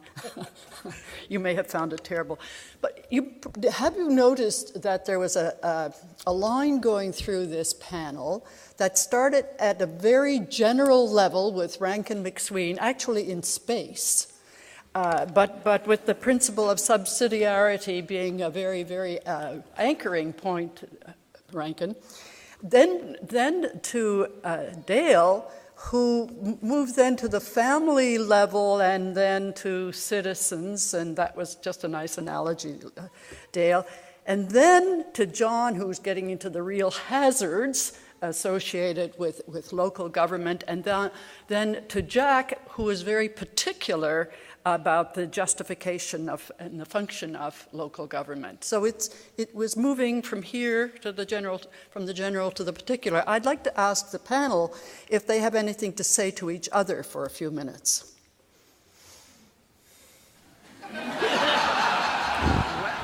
No, just kidding.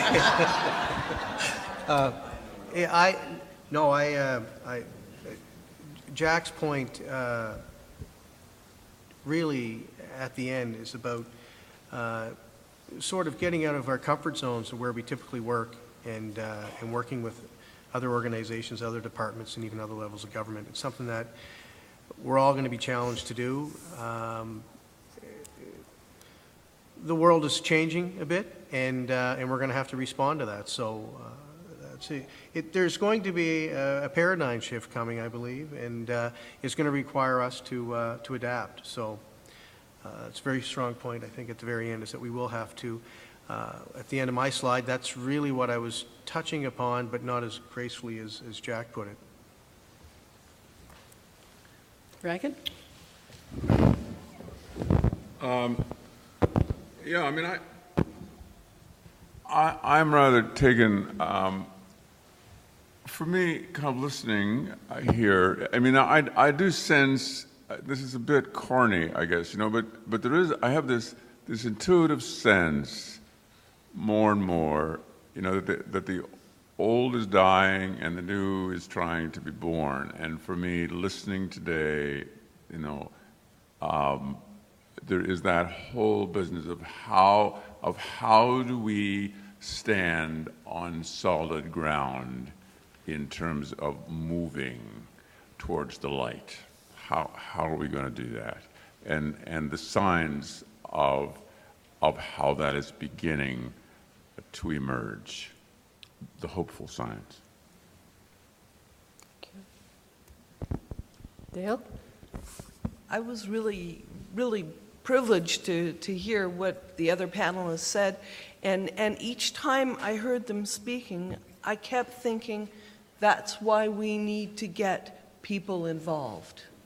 And you can't make the change, you can't do the shift, you can't face the challenges without getting people involved and investing the time in the process.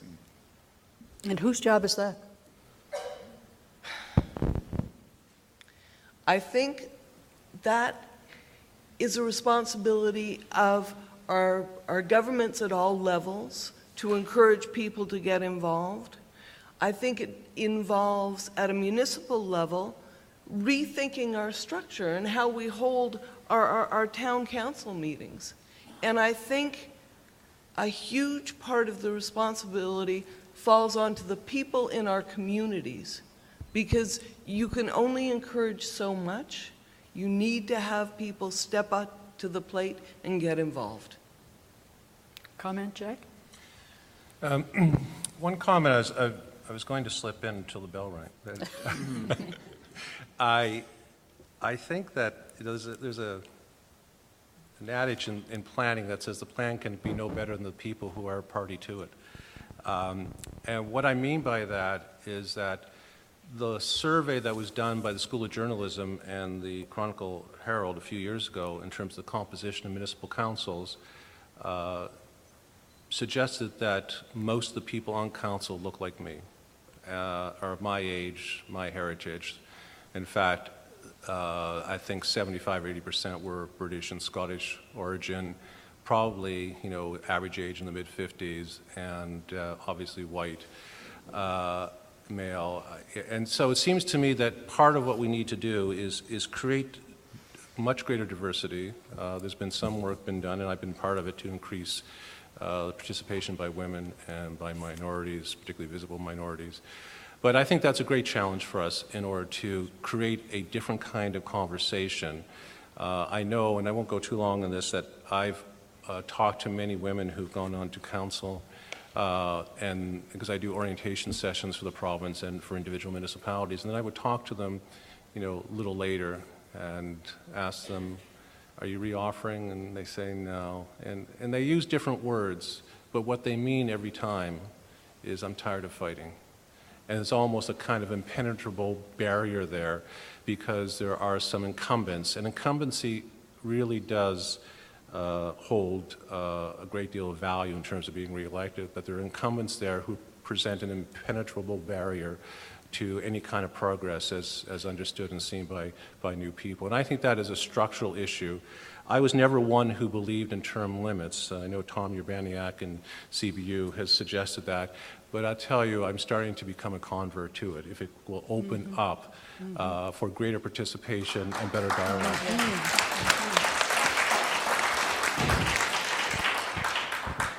Wow, good point, Jack. Thank you. So the underlying question right now, and I'm delighted to tell you that we do have 20 minutes for give and take, which is what I've been pushing these people for, but they will be responding to you. I hope you address your concerns. Look at the lineup. I want to say that the basic question we're looking at is who will be the champions of the kind of change that this conference is promoting and has been touching upon hour after hour after hour. Who will be the intermediaries to get this done? And so I'd like you to hang in on that question, because that's what we're about. What governance? And governance, we've been talking about primarily local government, but we haven't looked at other. And governance could also have a wider interpretation. For instance, if you have a university, I had a great conversation yesterday with somebody from Sackville, where are all these resources that are at, in that case, Mount Allison University, and are they not part of governance for getting these changes made? So perhaps you might, and I can't remember which one of you said, there are other actors, perhaps it was you, Jack, there are other actors that can be brought into this governance idea to get to these changes that are about the new economy. So, Alec, would you like to lead off? The first thing I'd like to say, Jack, is I think you look terrific. Don't change. My name is Alec Morrison. I'm a politician, and I'm proud of it. I came here to support my colleague, Councillor Gregory Hemming, and all he has done, and in whose sunshine I will glow for long periods to come. I came here hoping to learn things to make me a better county councillor here in Annapolis County. I'm in my first term, and it does something when you start campaigning and go door to door and get told how horrible you are, that you politicians are all the same. After the second or third door, I heard that. I took to saying, that's just fine, sir, but you remember, if I'm elected, I'm your counselor, whether you like it or not. And I want to be a better counselor. And I can tell you that if 1 year from today, and I look back at this conference, if I have not done something to make myself a better counselor, I will have failed. And I damn well don't like failing. Thank you. Doesn't require a response. I'm going to, I don't think you're asking for a response, Elliot. Yeah. I'm going to say Sue, but then you'll all think I know everybody in the room, but I don't. But I happen to know Sue. Well, she knows me because I'm kind of a shit disturber in pre-Jurassic New Brunswick. And what I've learned here today, I love this panel. I've had this epiphany, like I live in a rural area which has no local government, and we always thought that was a curse, but I'm thinking it's a blessing. Because when we have an issue, like we have service delivery and garbage and all that, but we don't have a government, and so when we need something, we just get together and we build the house, or we chopped it down the tree that fell across the road in Hurricane Arthur, whatever. My point is that maybe we have too much structure, and that I would really like, I think that it's the nonprofit sector, to answer Teresa's question, it's the nonprofit sector that's going to make the change in the end, because we have the flexibility. People do rally around to the things that are important to them. So I would suggest that maybe, if you want to comment, just be a little more tolerant of the Mary Poppins types that come to your council, and help them to start these movements that are actually going to make the difference, and not get caught in all your paperwork and your roles and your mandates and all that stuff. Would you introduce yourself, please? Yes, I'm Paul Volnick.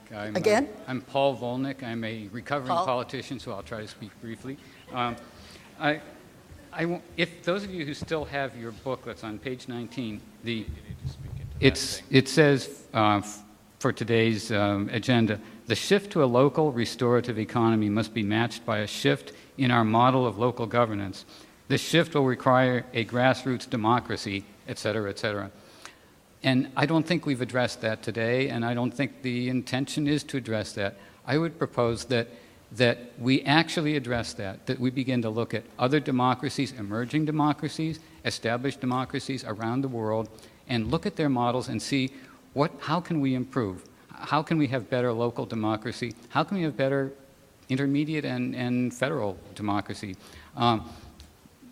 If you look at Greenland, for instance, Greenland was self-governing for millennia, governed by Denmark for a few hundred years, and now they're just regaining their independence. Over the last couple of decades, they've established semi-autonomy. They finally got back control over their own resources. Now they have to make the decisions over whether to allow China to move in, whether to extract resources. Every dollar that they earn from extracted resources reduces by 50 cents their income from Denmark, their subsidy. Mm-hmm. So they're at the beginning stages of a new democracy. We should be watching them to see what mistakes they're making, what innovative changes they're establishing for themselves. And at the other spectrum, we should look at old established democracies. I hate to point to them, but in the United States, where I was a legislator for 4 terms, I had the system is it's a small municipality with town government run by the town meeting process, annual town meeting process, with a small group of councilors or selectmen to run the day-to-day process, all publicly done. And in my legislative district, I had small communities ranging from 2,400 people in one town down to 44 in another, and these communities raised their own property taxes.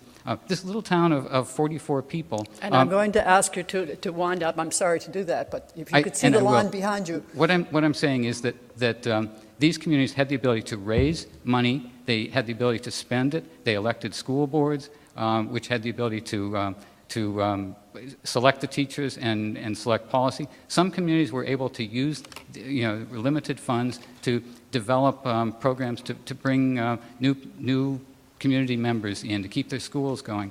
And this was all done at the grassroots level by personal voting. And I would suggest you look at that model. Look at the established and the just emerging, and let's actually look at models and let's change.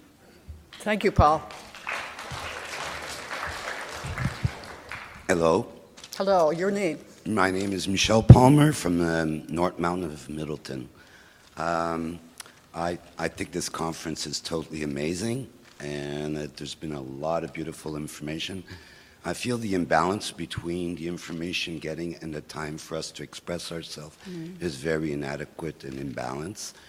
I want to bring the subject that for me has been what I think is probably the biggest economic local subject, which is building codes and building houses, and how houses are seen as a way to make money, and that link that happens that we see all the time. Over 35 years, I see that code keeps on changing, and we put mistakes after mistakes in building, and we don't create homes. We create houses that are efficient. And from the beginning, I've seen in the valley that a lot of people have moved to Annapolis County because Kings County put so many rules in building that a lot of people moved here because they can get around them, which is one good thing. But at the same time, a person cannot build the shelter they want to build for themselves. They have to invest a whole bunch of money. They have to go in structures that are forced to do to, and it's stopping the individual from actually doing and stopping groups and people from doing exactly what they want to do. And could I interrupt and say, so where is the unit? Where is the place that kind of concern will be dealt with, in your view? Well, I think For us in the Valley, we're split right now in 2 counties. I consider myself a Valley resident and not just Annapolis County. But I think the approach of wanting everybody to buy a piece of land so that they build a house that can be resold again is not what's happening to a lot of people.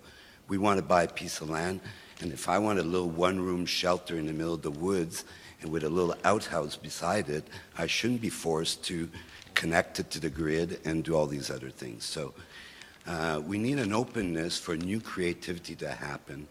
And the pattern in our system, there was and I'm going to ask you to wind up. Yeah, I'll wind up. The problem is in the process. The problem is in the conformity of the system to block out any new idea to come. It's always being pushed out because the system is following a line. So this conference is beautiful, but at the same time, this is the part that was not included. So in our systems, we need to change. Like, we're all facing that way instead of looking at each other. Why is that? Why aren't we in a circle in a room?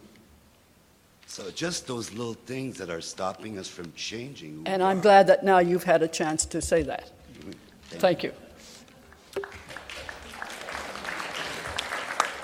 Hi there, I'm Harold Alexander. Yes. Transplanted Newfoundlander, 36 years. I run a small sawmill and forest management business in Digby County. And unfortunately for me, I don't see any of my municipal councilors here. Anyway, I just want to say I've been really impressed with the conference. And in particular this morning, Rankin, I was sitting there thinking, wow, I'm thinking the same as he does. And so I want to talk about forests for a second, okay? I'll try to be short. In Nova Scotia, the management of our forests is a provincial responsibility. This strategy, I've been watching it for 36 years, it doesn't work, okay? And today, in 2015, although Finland and Sweden, for examples, have almost the same forest demographic as we do, and they have not as good forest soils as we do, they make 3 to 4 times as much sustainable wood from their forests as we do. And what that would mean for Nova Scotia is tens of thousands of sustainable jobs in rural Nova Scotia. Every county in Nova Scotia has incredible forests. I've seen them all. I've walked in them. I'm particularly familiar with Digby County, where I've worked for the last 36 years. And so what I'm going to suggest is, I've heard a lot of talk about downloading of responsibility to the municipalities over the year and all the moaning and groaning and bitching that goes on with that. And I think, well, why don't the municipalities, if they're really intelligent, go back to the provincial government and say, why don't you download the responsibility for managing our forests to the municipalities? Wow. And they've started that process a little tiny bit with this Medway Community Forest. And the reality is, it wouldn't cost the municipalities any money because the provincial government is spending pennies in each county. So and the other reality is, once you start managing these forests, the dollars that would be generated in your community, both in terms of taxes and jobs and everything else, would be incredible. So the last thing I want to say is, my name is Harold Alexander. I'm a long-term forester. I'm very community-minded. If anybody in municipal governments in this province, or particularly in Western Nova Scotia, would like to talk to me about this concept, I'd be glad to hear from you. Thank you.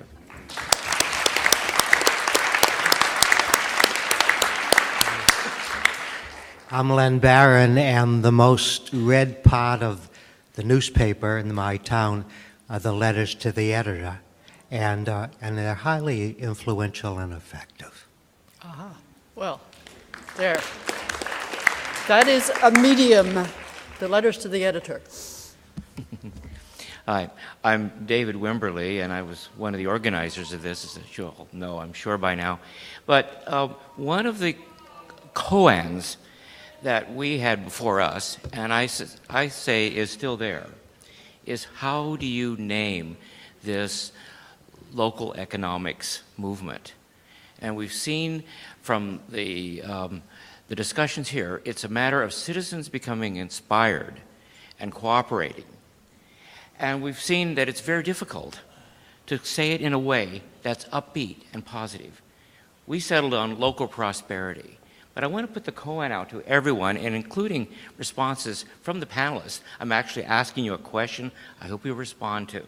You know, what is the language that will inspire and, in fact, compel all sectors of society to want to participate in this new economics, in this local economics? Because you've heard it called rural economics, we've called it local economics, localism, steady state economics, zero growth, degrowth, sufficiency, plenitude.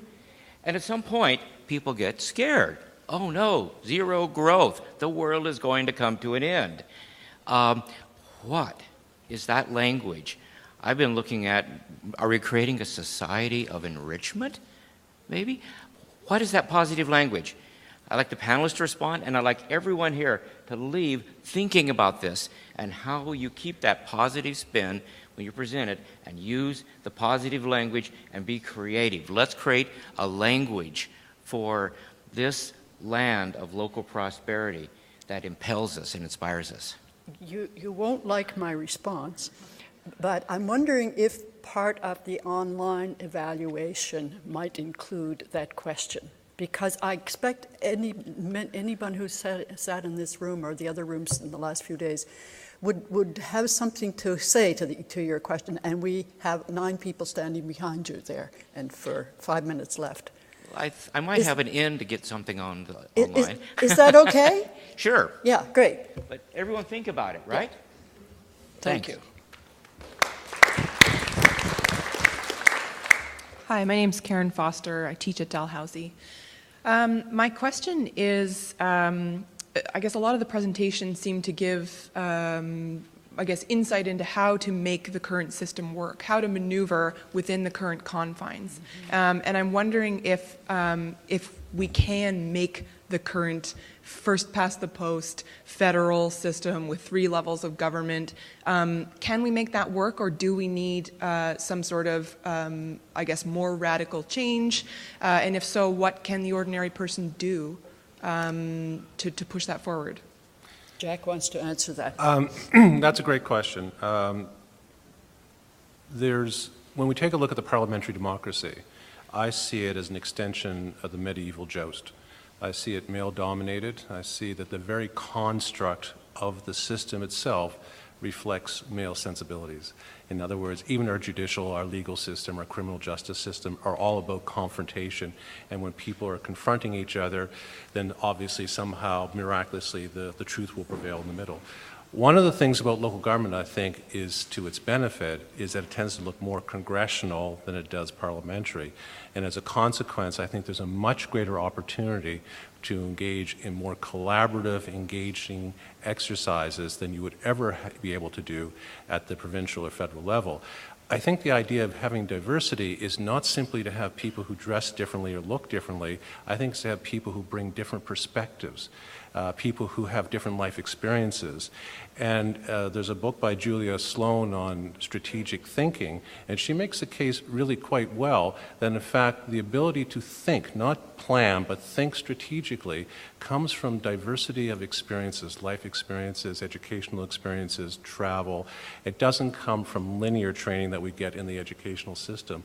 And so I think we do have the ingredients to be able to make those kinds of changes at the local level. But if I could just add one other thing, and I think it responds to a statement made by one of the previous commentators, and that has to do with how do we create a society of people who are interested. And I think by the time we get them, in their late teens, early 20s, it's too late. The system has kind of robbed them of any creativity that they've had when they were in grade primary. And if you think about education, it's really about the transmission of values from one generation to another. What could be more important than being a good citizen? I've gone into all my kids are in university now, but I would go into their school when they're in grade 8 and go into their civics class. The local so-called expert comes in and teaches them. And what do I see in their textbook? I find a half a page on local government and they got it wrong. Half the information is not correct, and a teacher who doesn't know anything about it. And you tick that off, done that, let's move on to the next one. Creating good, engaged, caring people has to be one of the things of our education system, and we're not doing it. Thank you. Moving along, we have maybe 2 minutes left.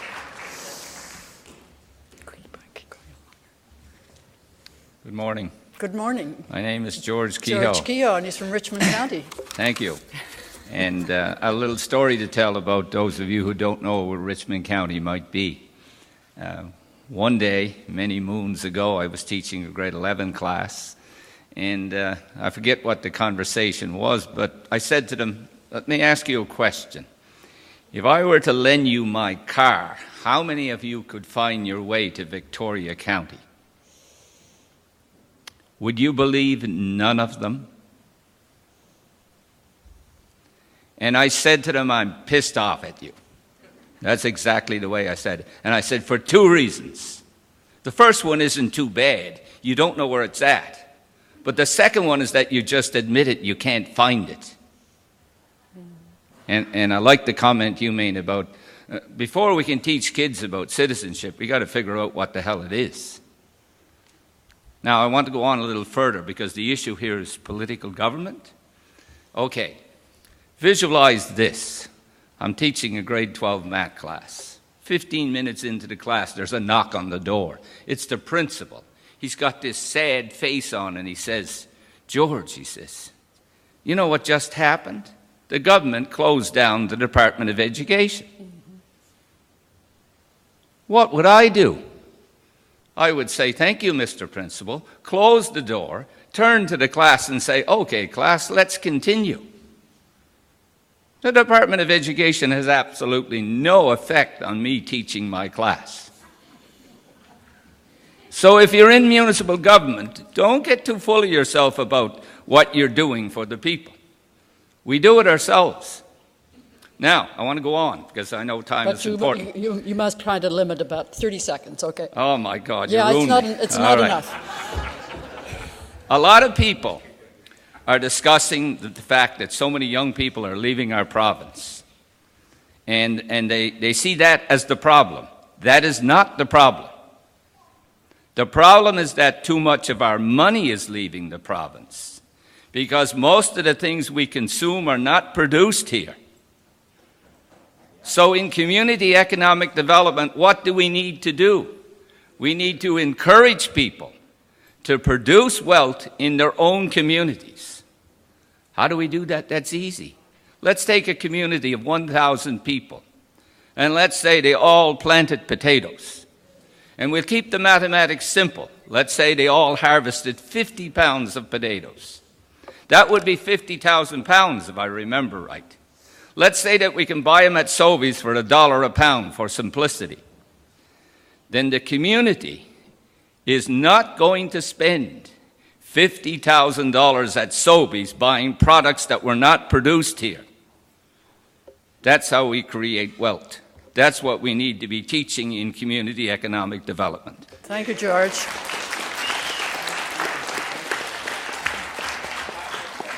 I've gotten a signal to give a little bit more time. Not time to each, but time to all.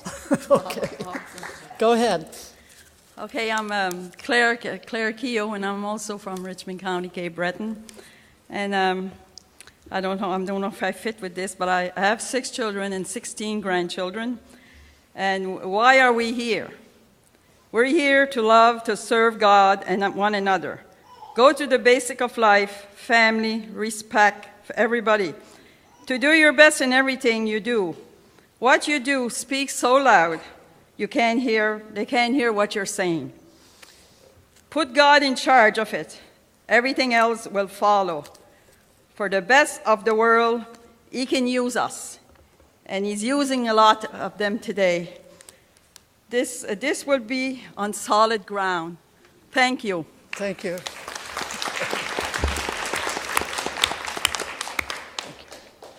I have a few things on my mind, and I agree with some of the general comments and things. I feel that a lot of things need to change for the better, and I think there's some strategic ways that can help catch that up.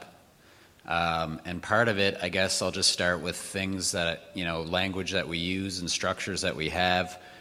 For instance, like just calling ourselves seniors versus elders, like was highlighted from our Mi'kmaq perspective, I think immediately changes the way we look at things and how we honor each other. I prefer the term elder when I think of my grandparents, for instance, over this label of senior. What does that mean? The other thing I think about these days is, even things as simple as the days of the week and where those words came from and what do they mean. Why is Monday Monday, and is there opportunity there to be? Are you getting to the point yes. of the unit that will intervene for the changes? Yeah, I'd just like to highlight that there are some very creative opportunities in our language and in our discourse that can help change the minds of masses of people, or at least open up creative thought. So it's language. It's language, and it's also just being able to step back and have some time to digest where we've been, where we are, and where we might like to go, and give ourselves some time. So perhaps even a 4-day work week could someday be normal and be supported and have a structure built somehow for flexibility so that 2 parents, for instance, could stagger their work days in a 7-day week and be able to raise their kids, right? Or save on childcare and stuff like that. Or reduce traffic, reduce the amount of money that we spend on gasoline that leaves the province. Okay, you've made a couple of good points. Thank you. I'm going to ask you one more thing, please. Youth. We need, with the new economic paradigm, I think there needs to be some way that we can really give a legitimate space for youth in particular, and that gap time of teenage years where there's this feeling of being lost or unheard or a nuisance to society or something like that. There needs to be some kind of power given and legitimate space at the table for young people to share their insight and their abilities of growing up in the age of the internet. That way exceeds everyone else. Okay, that's good. No, that's it. And I also... There are 4 people behind you. People who don't have a mortgage and don't have a car payment should have a vote that's equal to everyone else. Thank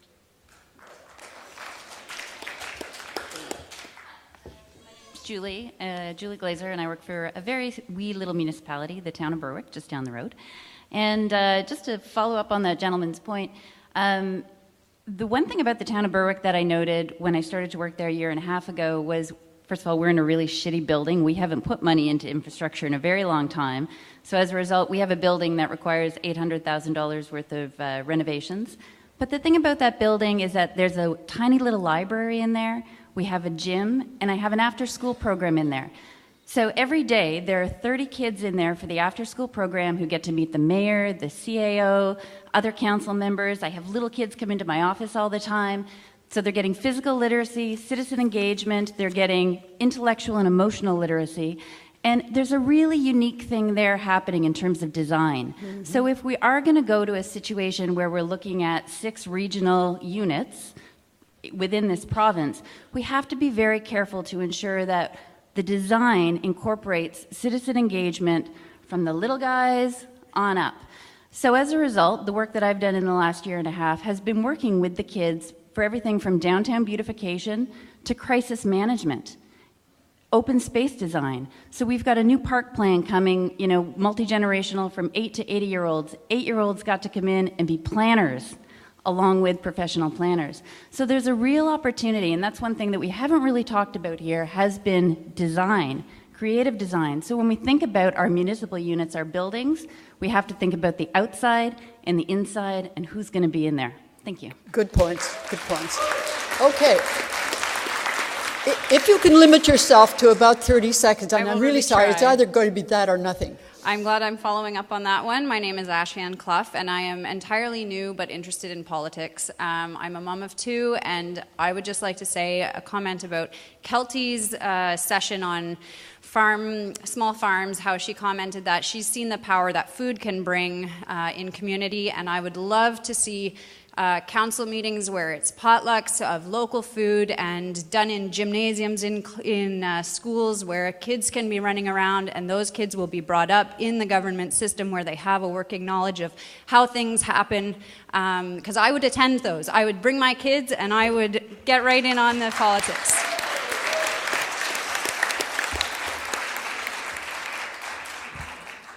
Hello, my name is Tony Heatley. I'm from Hansport.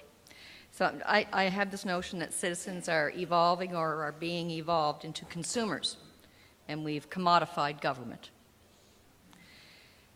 I also believe that's with purpose, to lower our expectations, to deny our desire to be unique from our neighbors or to be diverse from our neighbors. Formula-based municipalities, this one-size-fits-all is the track that we seem to be on. So I wonder two things from the panel. Is there a charter challenge to recognize municipalities federally? Is there a role for that so that we can gain greater control of our fiscal capacity? One person to respond. Jack? The idea of having municipalities recognized doesn't have a hope in hell. The language has changed over the years from creatures of the province, which was considered somewhat negative, to creations of the province. So the way we euphemistically refer to local government now is order of government, which really avoids the issue. The power that's expressed by municipalities will never have legal or constitutional status. The power of municipalities has to come from the rightness of their cause, the ability to coalesce interests around that cause, and to lobby effectively with other people. That's where the power, it will be informal power, not formal legal power, that will advance the interests of municipalities. Thank you. And the last person. Hi, my name is Patricia. I'm from Kings County. I'm a municipal councilor in Kings County. I'm also a business person in Kings County. Louder. Thank you very much for the panel. The one thing that is coming through for me is where do we learn to do it differently? So on my council, on the council and where I sit right now, I feel very much a struggle all the time around ideas of how we could operate differently within our community. And I would say that from the amount of people who wanted to speak with regards to the governance topic, that clearly if we create the forum for there to be a sharing, many people want to participate. And so I feel very strongly that our municipalities are not actually getting to the place where people can feel that they can contribute in a meaningful way to the creation of different ways of doing things within their community. So I guess to answer the question that you asked us to address, I think we are the people, that we are the ones who need to be making this change. And I don't know where we learn to do it differently in our current structure, because it's only if you can have the opportunity to come to an event like this or other sorts of ways of learning about leadership, because everywhere we go right now in the province, when it comes to municipal or provincial government, the structure is the same. As Michelle was saying, the structure of the room is the same, the way we communicate and the way we organize. So we need to learn new ways of organizing and doing it differently. And I guess for me, I keep on thinking, how about if we create an example of what it could look like? And we actually put that example in practice. It will have no power in that environment. It'll be a test run. It'll be like, let's just create within our communities what we see and what participatory governance looks like for us, and make it be real in that space, and then demonstrate to all the people within our community, to our municipal councillors, to our provincial leaders, what we envision it to be by putting it into practice. So that's the only thing I've been thinking about that I could use as a way to show the things I'm saying, because when I say it in words, it doesn't seem to make sense to people. So anyway, thank you so much for this whole conference. And thank you.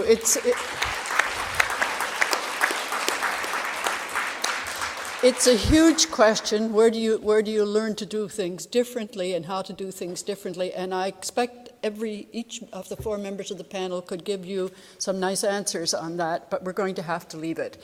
I've gone about 15 minutes over what I thought I was going to do. I have to say a sincere thanks, John and Rankin and Dale and Jack, to you, thank you very much for participating. And I know you'd love to take another half hour, and so would you. So thank you, everybody.